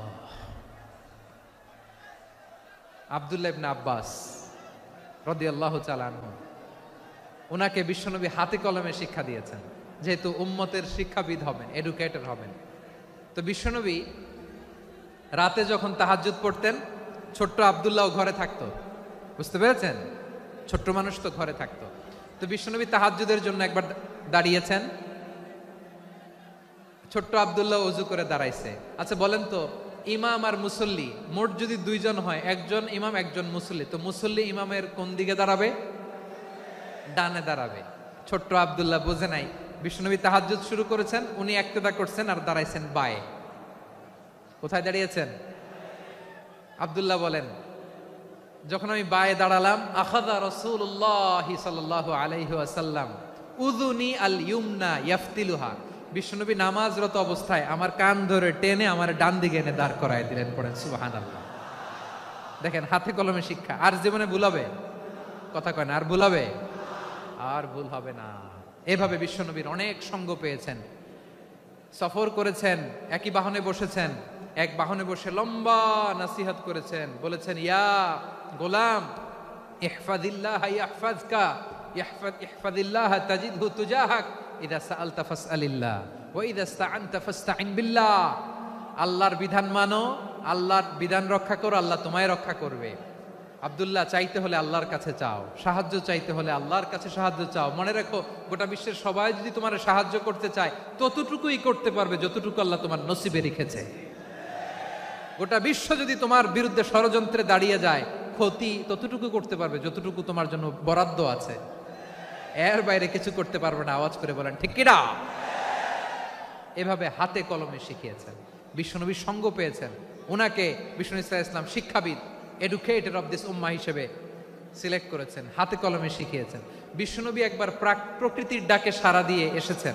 এখন কি করতে হবে? নামাজের জন্য অজু করতে হবে। বিশ্বনবী এসেই দেখেন অজুর বদনায় পানি ভরা, খুশি হয়ে গেলেন। বললেন, কে রেখেছে পানি? একজন বলল, আব্দুল্লাহ রেখেছে। বিশ্বনবী অত্যন্ত খুশি হলেন। খুশি হয়ে একটা দোয়া করলেন, বললেন, আল্লাহুম্মা ফাক্কিহু ফিদ্দীন ওয়া আল্লিমহু তা'ওয়ীল। আল্লাহ, তুমি আব্দুল্লাহকে দ্বীনের বুঝ দিও আর কোরআনের তাফসির শিক্ষা দিও। বিশ্বনবীর এই দোয়া এমন লাগছে, উনি রাইসুল মুফাসসিরিন, এই পৃথিবীতে যত মুফাসসির ছিল, যত মুফাসসির আসবে, সকল মুফাসসিরের সম্রাট হিসেবে স্বীকৃত হয়েছেন আব্দুল্লাহ ইবনে আব্বাস। বিশ্বনবী ওনারে আজান শিখান নাই, বিশ্বনবী ওনার ল্যাঙ্গুয়েজ শিখান নাই, বিশ্বনবী ওনার অ্যাম্বাসাডার বানান নাই, হাতে কলমে শিক্ষা দিয়েছেন। ছোট্ট মানুষ বিশ্বনবী ইন্তেকাল করলেন, আবু বকরের সময় গেল, ওমরে ফারুকের খেলাফত, তখনও তিনি তরুণ। ওমরে ফারুক রাদিয়াল্লাহু তাআলা আনহু ওনার ক্যাবিনেট মিনিস্ট্রির বৈঠকে এই আব্দুল্লাহ ইবনে আব্বাসকে পাশ দিয়ে বসায় রাখতেন। বয়স্ক সাহাবারা এটা পছন্দ করতো না, তারা বলতো ঘটনা কি, আব্দুল্লাহর মতো ছেলে নাতি আমাদের আছে, এরা কেন রাখে ওমরে ফারুক? ওমরে ফারুক এটা টের পেলেন, তিনি বুঝতে পারলেন যে ক্যাবিনেট মেম্বাররা এটা পছন্দ করে না, ছোট্ট আব্দুল্লাহরা কেন রাখি, কেন যে রাখি এটা একদিন বুঝাবো। একদিন মিটিং এ তিনি সবাইকে বললেন, ইদা জাআ নাসরুল্লাহি ওয়াল ফাতহ, এই আয়াত দ্বারা উদ্দেশ্য কি বলেন তো মুরব্বী সাহাবীরা? এক সাহাবী বলেন, এই সূরা দ্বারা উদ্দেশ্য আল্লাহ বলেছেন আমাদেরকে বিভিন্ন ল্যান্ড, বিভিন্ন এলাকা বিজয় করতে হবে। ওমরে ফারুক বললেন না, হয়নি। আরেকজন বললেন, বিজয় হওয়ার পর আমাদের বেশি বেশি আল্লাহর বরত্বের ঘোষণা দিতে হবে, এটা উদ্দেশ্য। ওমরে ফারুক বললেন না, হয় নাই। যারে জিজ্ঞেস করেন কেউ পারে না। সব শেষে বিশ্বনবী ছোট্ট আব্দুল্লাহরে বলেন, আব্দুল্লাহ, ইদা জাআ নাসরুল্লাহি ওয়াল ফাতহ এর দ্বারা উদ্দেশ্য কি বলো তো? ছোট্ট আব্দুল্লাহ বলেন, হুয়া আজালু রাসূলিল্লাহ, এই আয়াত দ্বারা বিশ্বনবীর বিদায়কে উদ্দেশ্য নেওয়া হয়েছে। ওমরে ফারুক বললেন, হাযা হুয়া, এটাই তো সঠিক উত্তর, এটাই সঠিক তাফসীর এই আয়াতের। কারণ ইদা জাআ নাসরুল্লাহি ওয়াল ফাতহ, যখন আল্লাহর সাহায্য আর বিজয় আসবে, ওয়া রাআইতান নাসা ইয়াদখুলুনা ফি দীনিল্লাহি আফওয়াজা, আপনি দেখবেন দলে দলে ঢলে ঢলে বানের পানির মতো মানুষ ইসলামের দিকে ঢুকতেছে, ইসলামের বিজয় হয়েছে। তো ইসলামের বিজয়ের মিশন নিয়ে নবী আসছে, বিজয়ী যখন হয়ে গেছে এখন তো নবীর বিদায় হবে। জোরে বলেন ঠিক কিনা? কোন সাহাবী এই সূক্ষ্ম কথাটা ধরতে পারে নাই, ওই আব্দুল্লাহ ছাড়া। আব্দুল্লাহ যখন উত্তর দিছে সব সাহাবীদের টনক নড়েছে। এরপর থেকে কোনো ক্যাবিনেট মিটিং এ আর কোন সাহাবারা কোনো প্রশ্ন করে নাই, আওয়াজ করে পড়েন সুবহানাল্লাহ। বিশ্বনবী আব্দুল্লাহ ইবনে আব্বাসকে দ্য এডুকেটর অফ দ্য উম্মাহ, উম্মার শিক্ষাবিদ হিসেবে গ্রহণ করেছেন। আওয়াজ করে পড়তে হবে আল্লাহু আকবার। সাহাবীদের নামগুলো মনে থাকবে? এক নম্বরে আবু মাহজুরা, মুয়াজ্জিন বানাইছেন। যায়েদ ইবনে সাবিত, দোভাষী, ট্রান্সলেটর অফ প্রফেট, এবং তিনি ছিলেন বিশ্বনবীর ব্যক্তিগত সচিব। Musab ibn Umair, the first ambassador and diplomat of Islam. Abdullah ibn Abbas, এই উম্মার সবচেয়ে বড় এডুকেটর, শিক্ষাবিদ। আরেকজন ছিল আব্দুল্লাহ ইবনে মাসউদ রাদিয়াল্লাহু তাআলা। দুই আব্দুল্লাহ, আব্বাস গেল, আরেকজন হচ্ছে মাসউদ। মক্কার তরুণ, ছাগল পালতো মুশরিকের। বিশ্বনবী আর আবু বকর রাদিয়াল্লাহু তাআলা আনহু একবার গেলেন, যে দেখে এই তরুণ দাঁড়ায় আছে। বিশ্বনবী বলেন, আমি খুব ক্ষুধার্ত, তোমার কাছে কি দুধ আছে ছাগলের? আব্দুল্লাহ আছে, ওয়ালাকিন আনা মুতামান, কিন্তু যে দুধ আছে এটা আমানতের, আমি দিতে পারবো না। বিশ্বনবী এইটা শুনেই তার টার্গেট করে ফেলছে। আনা মুতামান, দুধ আছে কিন্তু এটা আমার মালিকের, আমি তো দরদ দেখায় আমার মালিকের দুধ আপনি পথিক, আপনারে দিতে পারি না। বিশ্বনবী টার্গেট করে ফেলছেন, এরে আমার কাজে লাগাইতে হবে। বিশ্বনবী বললেন, আচ্ছা ঠিক আছে, দুধ দিও না, কিন্তু এমন ছাগি আছে কিনা যেই ছাগির সাথে কোনো ছাগলের মিলন হয় নাই, তার ওলানে দুধও আসে নাই, বাচ্চাও নাই, এরকম ছাগির থেকে যদি আমি দুধ খাই তাহলে তো সমস্যা নাই। বলতেছে, এরকম ছাগির থেকে দুধ খাইলে সমস্যা নাই, কারণ এরকম ছাগির ওলান থেকে দুধ আসবেও না। বলতেছে, ঠিক আছে, এরকম একটা ছাগি নিয়ে আস। নিয়ে আসা হলো। বিশ্বনবী বিসমিল্লাহ বলে ওই ছাগির ওলানে হাত দিলেন। হাত দিতে দেরি, পুরো ওলানটা দুধে ভরে যেতে দেরি হয় না। বিশ্বনবী আর আবু বকর রাদিয়াল্লাহু তাআলা আনহু দহন করে পেট ভরে খেলেন। এই দৃশ্য আব্দুল্লাহ ইবনে মাসউদের হৃদয়ে দাগ কাটলো। এই মুজিজা দেখে তিনি বললেন, আশহাদু আল্লা ইলাহা ইল্লাল্লাহ ওয়া আশহাদু আন্না মুহাম্মাদুর রাসূলুল্লাহ। তিনি ষষ্ঠ মুসলিম ছিলেন, 6 নম্বর মুসলমান। ওনাকে টার্গেট করে বিশ্বনবী দেখলেন এমন ইন্টেলেকচুয়াল ব্রেন, উনি সূক্ষ্ম সূক্ষ্ম জিনিস বুঝে বেশি, ফিকহি জ্ঞান ওনার মধ্যে বেশি। বিশ্বনবী ওনাকে কোরআনের জ্ঞান শিক্ষা দিতে লাগলেন। উনি বিশ্বনবী সবার কাছে কোরআন শোনায়, কিন্তু বিশ্বনবী নিজে আব্দুল্লাহ ইবনে মাসউদের কাছ থেকে কোরআন শুনতো। বিশ্বনবী একবার বললেন, ইকরা আলাইয়া ইয়া মাসউদ। ইবনে মাসউদ, একবার শোনাও তো কোরআন দেখি। আব্দুল্লাহ ইবনে মাসউদ বলে, আকরাউ আলাইকা ওয়া আলাইকা উনজিল। নবী, আপনার উপর কোরআন নাজিল হয় আর আমি আপনার সামনে কোরআন পড়ব। বিশ্বনবী বললেন, ইন্নী উহিব্বু আন আসমাআহু মিন গায়রি। আমি নিজে পড়তে যেমনি ভালোবাসি, অন্যে পড়ুক আমি শুনবো, এটাও আমি ভালোবাসি। সূরা নিসা তিনি তেলাওয়াত করে শুনিয়েছেন। এমন সূক্ষ্ম সূক্ষ্ম বিষয় বিশ্বনবী উনাকে ধরিয়ে দিয়েছেন। উনি হয়ে গিয়েছেন আব্দুল্লাহ ইবনে আব্বাস, হয়েছেন রাইসুল মুফাসসিরিন, উনি হয়ে গিয়েছেন ফাকিহুল উম্মাহ। উনার চাইতে বড় ফকি এই পৃথিবী আর দেখবে না। চিল্লায় বলেন সুবহানাল্লাহ। উনি বলতেন, ওয়াল্লাহি ওয়াল্লাহি ইল্লাযী লা ইলাহা গায়রু মা উনজিলাত সূরাতুন ইল্লা ওয়া আনা আ'লামু আইনা উনজিলাত ওয়া ফীমা উনজিলাত। বিশ্বনবী এমন ভাবে কোরআনের দার্স আমাকে দিয়েছেন, কোরআনে যত সূরা নাজিল হয়েছে, যেখানে নাজিল হোক না কেন আমি জানি এটা কোথায় নাজিল হয়েছে এবং কোন প্রেক্ষাপটে নাজিল হয়েছে। এমন একটা সূরা নাই যে সূরার কোথায় নাজিল হয়েছে আমি মাসুদের জানা নাই, কোন প্রেক্ষাপটে নাজিল হয়েছে আমার জানা নাই। এরকম ঘটবে না, চিল্লায় বলেন আল্লাহু আকবার। এই আব্দুল্লাহ ইবনে মাসউদ রাদিয়াল্লাহু তাআলা আনহু ওমর ফারুকের সময় কুফার চিফ জাস্টিস ছিলেন। কুফা নগরীর চিফ জাস্টিস। চিফ জাস্টিস বুঝেন নাই? বিচারপতি। কি ছিলেন? সবাই বলে নাই কি ছিলেন? বিচারপতি ছিলেন। এবং ওনার যে ফিকহি জ্ঞানের ধারা, এটাই আলকামা, ইব্রাহিম আন-নাখাই, হাম্মাদ ইবনে সুলাইমান হয়ে ইমাম আবু হানিফা পর্যন্ত পৌঁছেছে। এবং ওনার ফিকহি জ্ঞানের ধারাই হানাফি মাযহাবে অ্যাকসেপ্ট হয়েছে। আজও এগুলো হানাফি মাযহাবে চর্চিত হয়। হানাফি মাযহাবের সব ফিক আব্দুল্লাহ ইবনে মাসউদের ফিকহি জ্ঞানের ধারা থেকে নেওয়া হয়েছে। চিল্লায় পড়েন সুবহানাল্লাহ। তাহলে উনাকে বিশ্বনবী বানিয়েছেন জুরিস্ট, আইনবিদ, ফাকিহ। উনারে আজান শিখান নাই। হিউম্যান রিসোর্স ডেভেলপমেন্ট কিভাবে করবেন, মানব সম্পদের উন্নয়ন কিভাবে করতে হয়, কিভাবে যার যেখানে প্রতিভা কাজে লাগাতে হয় উনি দেখিয়েছেন। সুবহানাল্লাহ পড়বেন না? খালিদ বিন ওয়ালিদ নাম শুনছেন? কে কে শোনেন নাই হাত তোলেন। কি ছিলেন? বীর যোদ্ধা ছিলেন খালিদ বিন ওয়ালিদ। কিন্তু তিনি ইসলাম ধর্ম গ্রহণ করেছেন অনেক দেরিতে, 8ম হিজরিতে। তার মানে 8ম হিজরির আগে উনি মুশরিকদের পক্ষে লড়াই করেছেন। ওনার হাতে কত মুসলিম সাহাবী যে নিহত হয়েছে হিসাব নাই। বিশ্বনবী টার্গেট করে রাখছে, তুমি আমাদের মুসলিমদের এত ক্ষতি করলা, তুমি যখন মুসলমান হবা তোমারে দিয়ে আমি এমন কাম করামু যে এটা আর কেউ করতে পারবে না। সুবহানাল্লাহ নাই? যশোর ক্লান্ত হয়ে গেছে।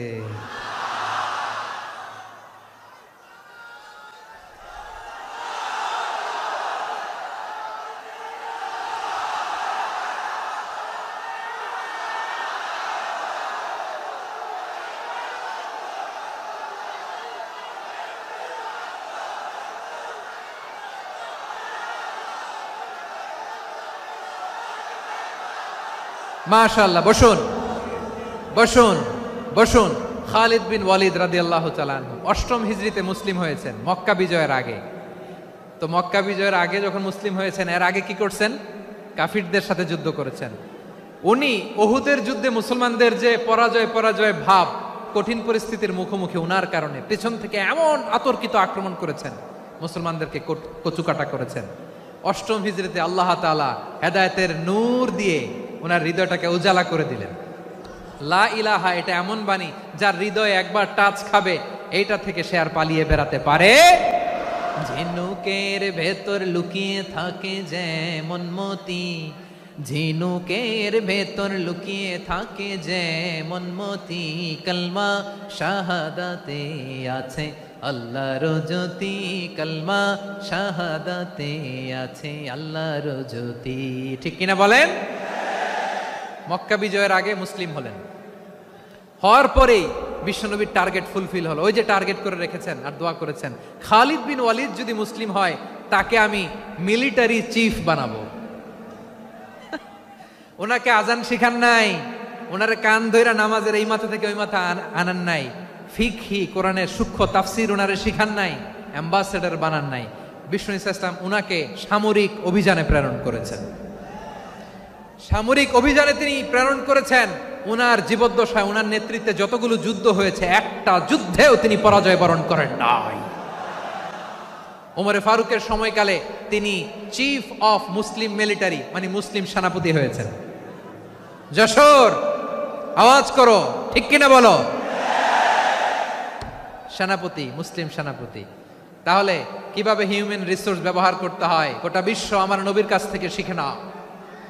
খালিদ বিন ওয়ালিদ, ওনাকে বিশ্বনবী একটা উপাধি দিয়েছেন। উপাধিটা হচ্ছে সাইফুল্লাহিল মাসলুল, আল্লাহর নাঙ্গা তরবারি, আল্লাহর খোলা তরবারি, দ্য ওপেন সোর্ড অফ আল্লাহ। খালিদ বিন ওয়ালিদ মুসলিম সেনাপতি। হাসান বিন সাবেত নাম শুনছেন? দেখি উনি কি ছিল বলেন। রাসূলের সভা কবি, কালচারাল হিজিমনিকে ডিফিট করার জন্য। উনি ভালো অস্ত্র চালানো জানতেন না, ওই কাজে উনি যেতেন না। ওনার ছিল কাব্য প্রতিভা। কাব্য প্রতিভা, কাফিররা কবিতা দিয়ে নবীকে গালি দিত। বিশ্বনবী বলতেন, ইয়া হাসান আজিব আন রাসূলিল্লাহ, তুমি নবীর হয়ে কাফেরদের এই কথাগুলোর জবাব দাও। বিশ্বনবীর একটা মিম্বার ছিল, বিশ্বনবীর মিম্বারের পাশাপাশি মসজিদে নববীতে এই হাসান বিন সাবিতের জন্য বিশ্বনবী একটা স্পেশাল মিম্বার বানিয়ে দিয়েছেন। এখান থেকে তুমি জবাব দাও। এবং বিশ্বনবী বলেছেন, আল্লাহুম্মা আইয়িদহু বিরূহিল কুদুস, আল্লাহ হাসান আমার পক্ষে জবাব দেয়, তুমি জিব্রাইল মারফত তাকে সাহায্য পাঠাইয়া দিও। রাসূল সাল্লাল্লাহু আলাইহি ইসলামের সভা কবি, the poet of the prophet, নবীর কবি। উনি কবিতা দিয়ে এমন উচ্চাঙ্গের ভাষায় কবিতা দিয়ে তিনি জবাব দিতেন, কাফিরদের গা শিহরে যেত, তাদের হৃদয়ে আগুন ধরে যেত। তাহলে এরকম কবিরও দরকার আছে না নাই? এখন যাকে আল্লাহ দিছে কাব্য প্রতিভা, এরা যদি আপনি যুদ্ধের ময়দানে পাঠান হবে? যারে দিছে সুরেলা গলা, এরা যদি অ্যাম্বাসেডর বানান হবে না। হাসান বিন সাবিত ছিলেন বিশ্বনবী সাল্লাল্লাহু আলাইহি ওয়াসাল্লামের কবি। হুযায়ফা ইবনুল ইয়ামান বিশ্বনবীর গোয়েন্দা বিভাগের প্রধান। কিসের প্রধান? হুযায়ফা ইবনুল ইয়ামান। ওনার ছিল ডিটেকটিভ মাইন্ড, ডিটেকটিভ মাইন্ড, গোয়েন্দা বিভাগের প্রধান। এবং উনি হচ্ছেন সাহিবু সিররি রাসূলিল্লাহ, রাসূল সাল্লাল্লাহু আলাইহি ওয়াসাল্লামের গোপন তথ্যের ধারক বাহক। নবীর যেই কথা কেউ জানে না, সব হুযায়ফার পেটের ভিতরে ছিল। সুবহানাল্লাহ পড়েন। মদিনার যত ইহুদিদের একটা লিস্ট ছিল, এই লিস্ট শুধু দুইজন জানতো, বিশ্বনবী আর হুযায়ফা। সুবহানাল্লাহ পড়বেন না? তাহলে উনাকে কোন দায়িত্ব দিছে? কোন বিভাগ? যশোর, আওয়াজ করো, কোন বিভাগ? গোয়েন্দা বিভাগের হেড ছিল। খন্দকের যুদ্ধে প্রচন্ড আজকের মতো শৈত্য প্রবাহ, মাটি খনন করতে করতে সাহাবীদের পেটে ক্ষুধা নাই, দাঁড়াইতে পারে না নামাজের জন্য, এত ক্লান্ত, ক্ষুধা, ক্লান্ত, শ্রান্ত। বিশ্বনবী বললেন, কে আছো?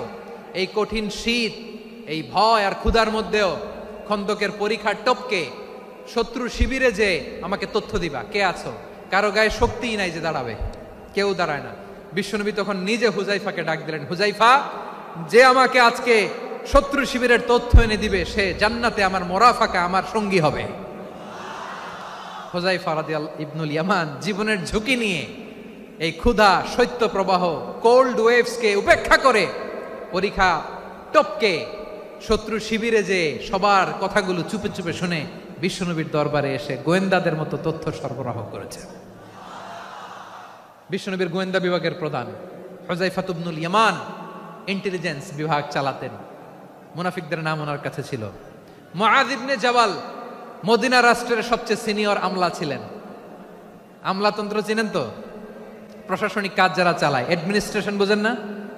The department of administration. মদিনার রাষ্ট্রের সিনিয়র আমলা মুআয ইবনে জাবাল মুতাখাসসিসুন ফিল হালাল ওয়াল হারাম, হালাল হারামের স্পেশালিস্ট ছিলেন। বিশ্বনবী উনাকে ইয়ামানের গভর্নর করে পাঠাইছেন। বলেছেন, ইন্নাকা তা'তি কওমান আহলা কিতাব, এমন গোষ্ঠীর কাছে যাবা যারা ইহুদি নাসারা, আগে শাহাদা পড়লে এরপরে নামাজের দাওয়াত দিও, নামাজ পড়লে যাকাতের দাওয়াত দিও। গভর্নরের অ্যাটিটিউড যেমন থাকে তেমন অ্যাটিটিউড ধরে রেখো। সুবহানাল্লাহ পড়েন। তাহলে মুআয ইবনে জাবালকে দিয়ে বিশ্বনবী কবিতা লেখায় নাই, চিঠি লেখায় নাই, আজান দেওয়ায় নাই। সুবহানাল্লাহ পড়বেন না? সব শেষ সাহাবী বলি আবু হুরায়রা রাদিয়াল্লাহু তাআলা আনহু, নাম শুনছেন? বিড়ালের বাবা। কি করতেন? খালি হাদিস মুখস্থ করতেন। উনি বলতেন, আলজামু রাসূলুল্লাহ আলা মিল ইবাতনি, আমার শুধু পেটের ক্ষুধার বন্দোবস্ত হইলে আমি নবীর সঙ্গ ছাড়তাম না। আমার আনসার সাহাবারা ক্ষেত খামারের কাজ করত, আমার মুহাজির সাহাবারা ব্যবসা করত, আর আমি নবীর সাথে সাথে থাকতাম। শুধু সকাল বিকাল দুই বেলা যদি আমার খাবারের বন্দোবস্ত হয়, আমি আর নবীর লক ছাড়ি না। সুবহানাল্লাহ কইবেন না?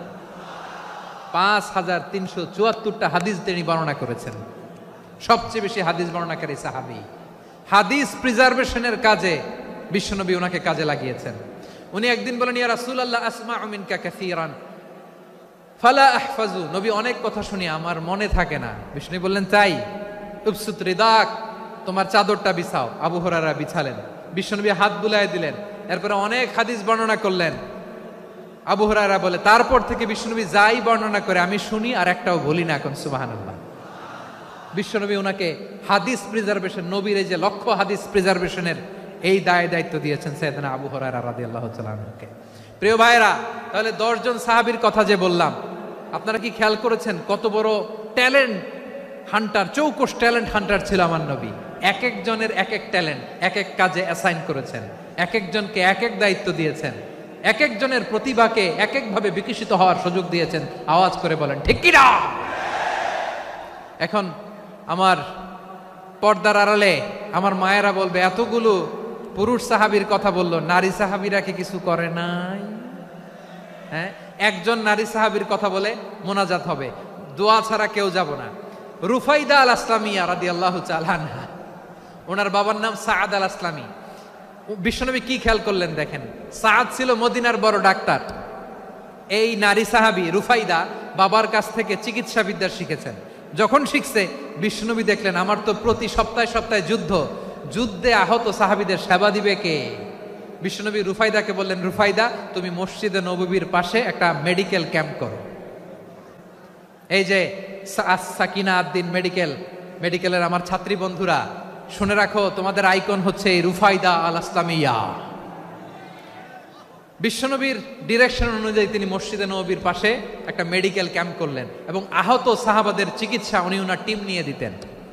বিশ্বনবীর পরামর্শে উনি আনসারি এবং মুহাজির মহিলা সাহাবীদেরকে নিয়ে একটা স্পেশাল মেডিকেল টিম গঠন করলেন। খায়বার যুদ্ধে 7ম হিজরিতে যখন বিশ্বনবী যায়, উনি ওনার টিম নিয়ে আসলেন, বললেন, ইয়া রাসূলুল্লাহ, আমরা তো তলোয়ার চালাতে পারি না, আমরা তো তীর মারতে পারি না, আপনি যদি অনুমতি দেন খায়বার অভিযানে আমি আমার টিম নিয়ে মেডিকেল টিমের সেবাটা সার্ভিসটা দিতে চাই। পড়েন সুবহানাল্লাহ। বিশ্বনবী অনুমতি দিলেন, যোদ্ধা সাহাবীদের সাথে রুফাইদা আল আসলামিয়া উনিও মেডিকেল টিম নিয়ে অগ্রসর হলেন। খায়বারের প্রতিটা আহত ইনজুর্ড সাহাবী যারা ইনজুরি শিকার হয়েছেন সবাই রুফাইদা আল আসলামিয়ার এই মেডিকেল ক্যাম্প থেকে চিকিৎসা সহায়তা পেয়েছেন। সুবহানাল্লাহ পড়েন। দেখেন কিভাবে বিশ্বনবী ট্যালেন্ট বাছাই করতেন। আপনি অবাক হবেন, বাহরাইনের মেডিকেল ইউনিভার্সিটিতে রুফাইদা আল আসলামিয়া মেডিকেল প্রাইজ অ্যাওয়ার্ড প্রতি বছর দেয়া হয়। যদি 8 দিনের এই মেডিকেল, আমার বোনেরা যদি জেনে থাকো জানো, না হলে নতুন করে জানো, সার্চ দিও, রুফাইদা আল আসলামিয়া মেডিকেল অ্যাওয়ার্ড বাহরাইনের ইউনিভার্সিটিতে দেয়া হয়। প্রিয় ভাইয়েরা, তাহলে আলোচনার সামারি আমরা করি। বিশ্বনবী যার যেখানে ট্যালেন্ট তাকে ওইখানে কাজে লাগাতেন। আওয়াজ করে বলেন ঠিক কিনা? এবার একটা ইন্টারভিউ হবে, আওয়াজ করে বলেন, আবু মাহজুরাকে বিশ্বনবী কি বানাইছেন? হ্যাঁ, ভুলে গেছেন? সামনের চুলে হাত দিয়ে বিশ্বনবী কি সুন্দর গলায় আজান শিখালেন। মুয়াজ্জিন। যায়েদ বিন সাবিতকে একাডেমিক প্রজেক্টের দায়িত্ব দিয়েছেন, তিনি ছিলেন বিশ্বনবীর দোভাষী ব্যক্তিগত সচিব। Musab ibn Umair, the first ambassador of Islam. Abdullah ibn Abbas, উম্মার বড় শিক্ষাবিদ মুফাসসির। আব্দুল্লাহ ইবনে মাসউদ ছিলেন জুরিস্ট। কি ছিলেন? জুরিস্ট ছিলেন, এই উম্মার সবচেয়ে বড় জুরিস্ট। খালিদ বিন ওয়ালিদ, সেনাপ্রধান। হাসান বিন সাবিত ছিলেন বিশ্বনবীর সভাকবি। কি ছিলেন? বিশ্বনবীর সভাকবি ছিলেন। এরপরে হুযায়ফা ইবনুল ইয়ামান কি ছিলেন? গোয়েন্দা বিভাগের প্রধান। মুআয ইবনে জাবাল কি ছিলেন? সিনিয়র আমলা, ইয়ামানের গভর্নর। আবু হুরায়রা রাদিয়াল্লাহু তাআলা আনহু হাদিস প্রিজার্ভেশনের কাজ করেছেন। আর আমাদের রুফাইদা আল আসলামিয়া রাদিয়াল্লাহু তাআলা আনহা কি ছিলেন? নার্স ছিলেন। নার্স হয়ে মেডিকেল সেবা দিয়েছেন। প্রিয় ভাইয়েরা, পুরো আলোচনার যদি সামারি করি, তাহলে বিশ্বনবী যেভাবে হিউম্যান রিসোর্সকে ম্যানেজ করেছেন, যার যেখানে প্রতিভা কাজে লাগিয়েছেন, আমরাও যদি করি আমাদের বাংলাদেশের চিত্র আমরা পাল্টে যেতে পারবো। আমরা শুরুতে শুনেছি মানুষের আছে অসীম সম্ভাবনা, প্রতিটা মানুষ অনন্য, যত্ন নিলে, যথাযথ পরিচর্যা করলে মানুষ বিশ্ব জয় করতে পারে। ঠিক কিনা? আমাদের হাফেজে কোরআনের সামনে দাঁড়াতে পারে এমন কোন হাফেজে কোরআন আল্লাহর জমিনে জন্ম হয় নাই। গোটা বিশ্ব কাঁপিয়ে তারা সেরা, আমাদের ক্রিকেটাররা সেরা, আমাদের তৈরি পোশাক শিল্প সেরা, এরকম অনেক অনেক সেরা জিনিস আছে, আমরা এগুলোরে নার্চারিং করতে পারি নাই, পরিচর্যা করতে পারি নাই, সঠিক তারবিয়াতের অভাব। তাহলে মানুষের অসীম সম্ভাবনাকে কাজে লাগাতে হবে, ঠিক কিনা বলেন? ইউনুস গভর্নমেন্টকে আমি বলবো, অল্প সময়ের জন্য আপনারা এসেছেন, সংস্কারও করতে হবে, আবার নির্বাচনও করতে হবে। সব সংস্কার হতে করতে পারবেন না, যতটুকু পারবেন এর মধ্যে আমাদের যে হিউজ ম্যান পাওয়ার, আমাদের যে মানব সম্পদ, হিউম্যান রিসোর্স, এটাকে ডেভেলপ করে আপনাদের যেতে হবে। যেটা পারবেন না সেটাকে পরবর্তী নির্বাচিত গভর্নমেন্টের কাছে রেখে যেতে হবে, যে তারা যেন করে, তাদের কাছে আপনারা এটা রেখে যাবেন। তাহলে মানুষ চাইলে বিশ্ব জয় করতে পারে, আর মানুষকে হারাতে পারে কেউ? জোরে বলো যশোর, মানুষকে হারাতে পারে কেউ? আল্লাহ আমাদেরকে জনসংখ্যা দিয়েছেন প্রিয় ভাইয়েরা, এই জনসংখ্যা অনেক বড় সম্পদ, এটা আমাদের জন্য অভিশাপ নয়, আশীর্বাদ। আমাদের জনসংখ্যাকে যদি আমরা জনশক্তিতে রূপান্তর করতে পারি, আজকে বাংলাদেশ যে অবস্থানে দাঁড়িয়ে আছে, বাংলাদেশ তার 20 গুণ উন্নতির শিখরে চলে যাবে। চিল্লায় বলো ঠিক কিনা? আমাদের শ্রমিক ভাইয়েরা বাইরে কাজ করে, আমাদের শ্রমজীবী ভাইয়েরা, প্রবাসীরা, তাদের ব্যাপারে গুরুত্ব দিতে হবে। আমাদের শ্রমের দাম সবচেয়ে কম, সবচেয়ে কম। তারা এম্বাসিতে গুরুত্ব পায় না, এয়ারপোর্টে গুরুত্ব পায় না, এই সরকার অবশ্য তাদেরকে অনেক গুরুত্ব দিচ্ছে। আমাদের অদক্ষ শ্রমিককে যখন আমরা দুবাই পাঠাই, অল্প বেতন পায়, কিন্তু ইন্ডিয়ানরা দক্ষ শ্রমিক পাঠাইলে তার 3 গুণ বেতন পায়। আমরা আমাদের শ্রমিকদেরকে অদক্ষ ভাবে আর পাঠাতে চাই না, দক্ষ শ্রমিক পাঠিয়ে আমরা রেমিটেন্সের বন্যা বইয়ে দেব। আমাদের শ্রমিকদের পাঠানো রেমিটেন্সের টাকায় সচল থাকে আমার দেশের অর্থনীতির চাকা। তাদেরকে সবচেয়ে গুরুত্ব দিতে হবে। আমরা পেয়েছি ফ্রিডম ফাইটার, মুক্তিযোদ্ধা, আর আমার প্রবাসী ভাইরা হচ্ছে রেমিটেন্স ফাইটার। জোরে বলো ঠিক কিনা? তাহলে আমাদের এই জনশক্তিকে জনসম্পদে ট্রান্সফর্ম করতে হবে, ঠিক কিনা বলেন? সরকার জনগণকে এভাবে পলিশ করতে হবে। মা বাবারা ছেলে মেয়েদের মধ্যে কার কোন যোগ্যতা, তাকে ওইভাবে কাজে লাগাতে হবে। সবার এ প্লাস পাওয়ার কোনো দরকার নাই। আমাদের দেশে একটা টেন্ডেন্সি আছে, পরীক্ষায় এ প্লাস না পাইলে কই তুই কি করলি, পাশের বাড়ির ছেলে এ প্লাস পাইছে, যা ওর পা ধোয়া পানি খা। কি খা? তা আমি ভাবছি যে পা ধোয়া, এ প্লাস পাওয়া ছেলেদের পা ধোয়া পানির একটা পানির ব্র্যান্ড বানাইতে হবে, এরকম লেখা থাকবে, এ প্লাস পাওয়া ছেলেদের পা ধোয়া পানি। খাওয়া নাই, এগুলার খাওয়া নাই। ওরে আল্লাহ এ প্লাস পাওয়ার জন্য বানাইছে, আর আপনার ছেলেকে এই এ প্লাস গুলারে নিয়ন্ত্রণ করার জন্য আল্লাহ বানাইছে। ওকে দিয়ে আল্লাহ কি করবে আপনি জানেনই না। একটা এ প্লাস, একটা এ গ্রেড একটা মানুষের জীবনকে ঠিক করে দিতে পারে না। আপনার ছেলেকে আল্লাহ অন্যদিকে যোগ্যতা দিয়েছে, ওদের মনোবল ভাঙবেন না, খবরদার, খবরদার। ছেলে মেয়েদের মনোবল ভাঙবেন না। যাকে দিয়ে যেটা হবে তাকে দিয়ে সেটা করতে হবে, তার প্রতিভাকে সেভাবে কাজে লাগাতে হবে। তাহলে বাংলাদেশ, আমাদের এই জনসংখ্যা জনসম্পদে রূপান্তরিত হবে। আমাদের সরকারের তত্ত্বাবধানে আমাদের 18 কোটি জনগণ দক্ষ জনশক্তিতে রূপান্তরিত হোক, আমরা চাই কি চাই না? আমরা ভালো মানুষ, শ্রেষ্ঠ মানুষ হতে চাই কি চাই না? ওই জাপানিজদের মতো সৎ, ওই ইউরোপিয়ানদের মতো কালচার্ড। আমাদেরকে আল্লাহ তাআলা কোরআন সুন্নাহ অনেক কিছু দিয়েছেন, যেহেতু বর্তমানে আমরা দেখছি তারা সৎ, তাদের মধ্যে ভ্যালিউ আছে, সেগুলো আমাদের মধ্যে আনার দরকার আছে না নাই? আর ইসলাম দিয়ে আমাদের জীবনকে সাজাতে হবে, ইসলাম দিয়ে আমার পরিবারকে সাজাতে হবে। ইসলাম থেকে, কোরআন থেকে প্রেসক্রিপশন না নিলে জীবন সুন্দর হবে না। কোরআন থেকে প্রেসক্রিপশন না নিলে সমাজ সুন্দর হবে না। কোরআনের প্রেসক্রিপশন না মানলে রাষ্ট্র সুন্দর হবে না। কোরআনের প্রেসক্রিপশন অ্যাপ্লাই না করলে শুধু দুর্নীতি দমন কমিশন দিয়ে দুর্নীতি বন্ধ করা যাবে না। এজন্য কোরআনের আইন আমরা চাই কি চাই না? প্রিয় ভাইয়েরা, হিউম্যান রিসোর্স ডেভেলপমেন্ট, মানব সম্পদের উন্নয়ন, আমাদের সরকার যেন এদিকে নজর দেয়। আমরা যেন এই ব্যাপারে যত্নবান হয়ে উঠি। যাকে আল্লাহ যে যোগ্যতা দিয়েছে, এই যোগ্যতা দিয়ে আমরা যেন ইসলামের জন্য, দেশের জন্য কাজ করি। আমরা যেন আমাদের স্কিল ডেভেলপ করি, আমাদের পটেনশিয়ালকে ডেভেলপ করি। মোরালিটি, ভ্যালিউজ নিয়ে শায়েখ আহমদুল্লাহ আলোচনা করেছেন, এগুলো দিয়ে যেন আমরা আমাদেরকে সাজাই। আল্লাহ তাআলা আমাদের দেশকে তুমি নিরাপদ করো, আমরা পড়ি আমিন। আল্লাহ আমার 18 কোটি জনগণকে তুমি জনশক্তিতে রূপান্তরিত করো, আমিন। আল্লাহ আমরা হাতে হাত রেখে, কাঁধে কাঁধ মিলিয়ে, ভাই ভাইয়ে যেন এই দেশকে গড়তে পারি, আল্লাহ তুমি তৌফিক দান করো, আমরা পড়ি আমিন। আমার প্রিয় মহিউদ্দিন ভাই বলেছেন, হুজুর এমন একটা ঘোষণাপত্র দিয়ে যাবেন আজকের এই ঐতিহাসিক যশোরের প্রোগ্রামে, যেটা গোটা বাংলাদেশে মানুষ এটার উপর আমল করে। আমি যে কথাটা বলেছি এটাই, আসুন আমরা আমাদের জনসংখ্যাকে জনসম্পদে ট্রান্সফর্ম করি, আমাদের জনসংখ্যাকে আমরা যেন জনশক্তিতে রূপান্তরিত করি, জনসংখ্যাকে ট্রান্সফর্ম করে জনশক্তি দিয়ে আমরা যেন আগামীর বাংলাদেশ, স্বাধীন বাংলাদেশ 2.0 কে গড়ে তুলি। আল্লাহ তাআলা আমাদের সবাইকে কথাগুলো বোঝার আমল করার তৌফিক দান করুন। এই জেনজি, ক্ষমা করে দিও আমাকে, অনেক ধমক দিছি, বকা দিছি। আল্লাহ তোমাদেরকে করুক, কবুল করুক, যশোরবাসীকে কবুল করুক, আদ দিনকে কবুল করুক, এই মেডিকেল কলেজকে কবুল করুক, ইসলামের জন্য বাঁধ ভাঙা এই জোয়ার এবং উচ্ছ্বাসকে আল্লাহ তাআলা কবুল করুক। হাযা মা ইনদি ওয়াল ইলমু ইনদাল্লাহ আলাইহি তাওয়াক্কালতু ওয়া ইলাইহি উনীব। সুবহানাকাল্লাহুম্মা বিহামদিকা আশহাদু আল্লা ইলাহা ইল্লা আনতা আস্তাগফিরুকা ওয়া আতুবু ইলাইক।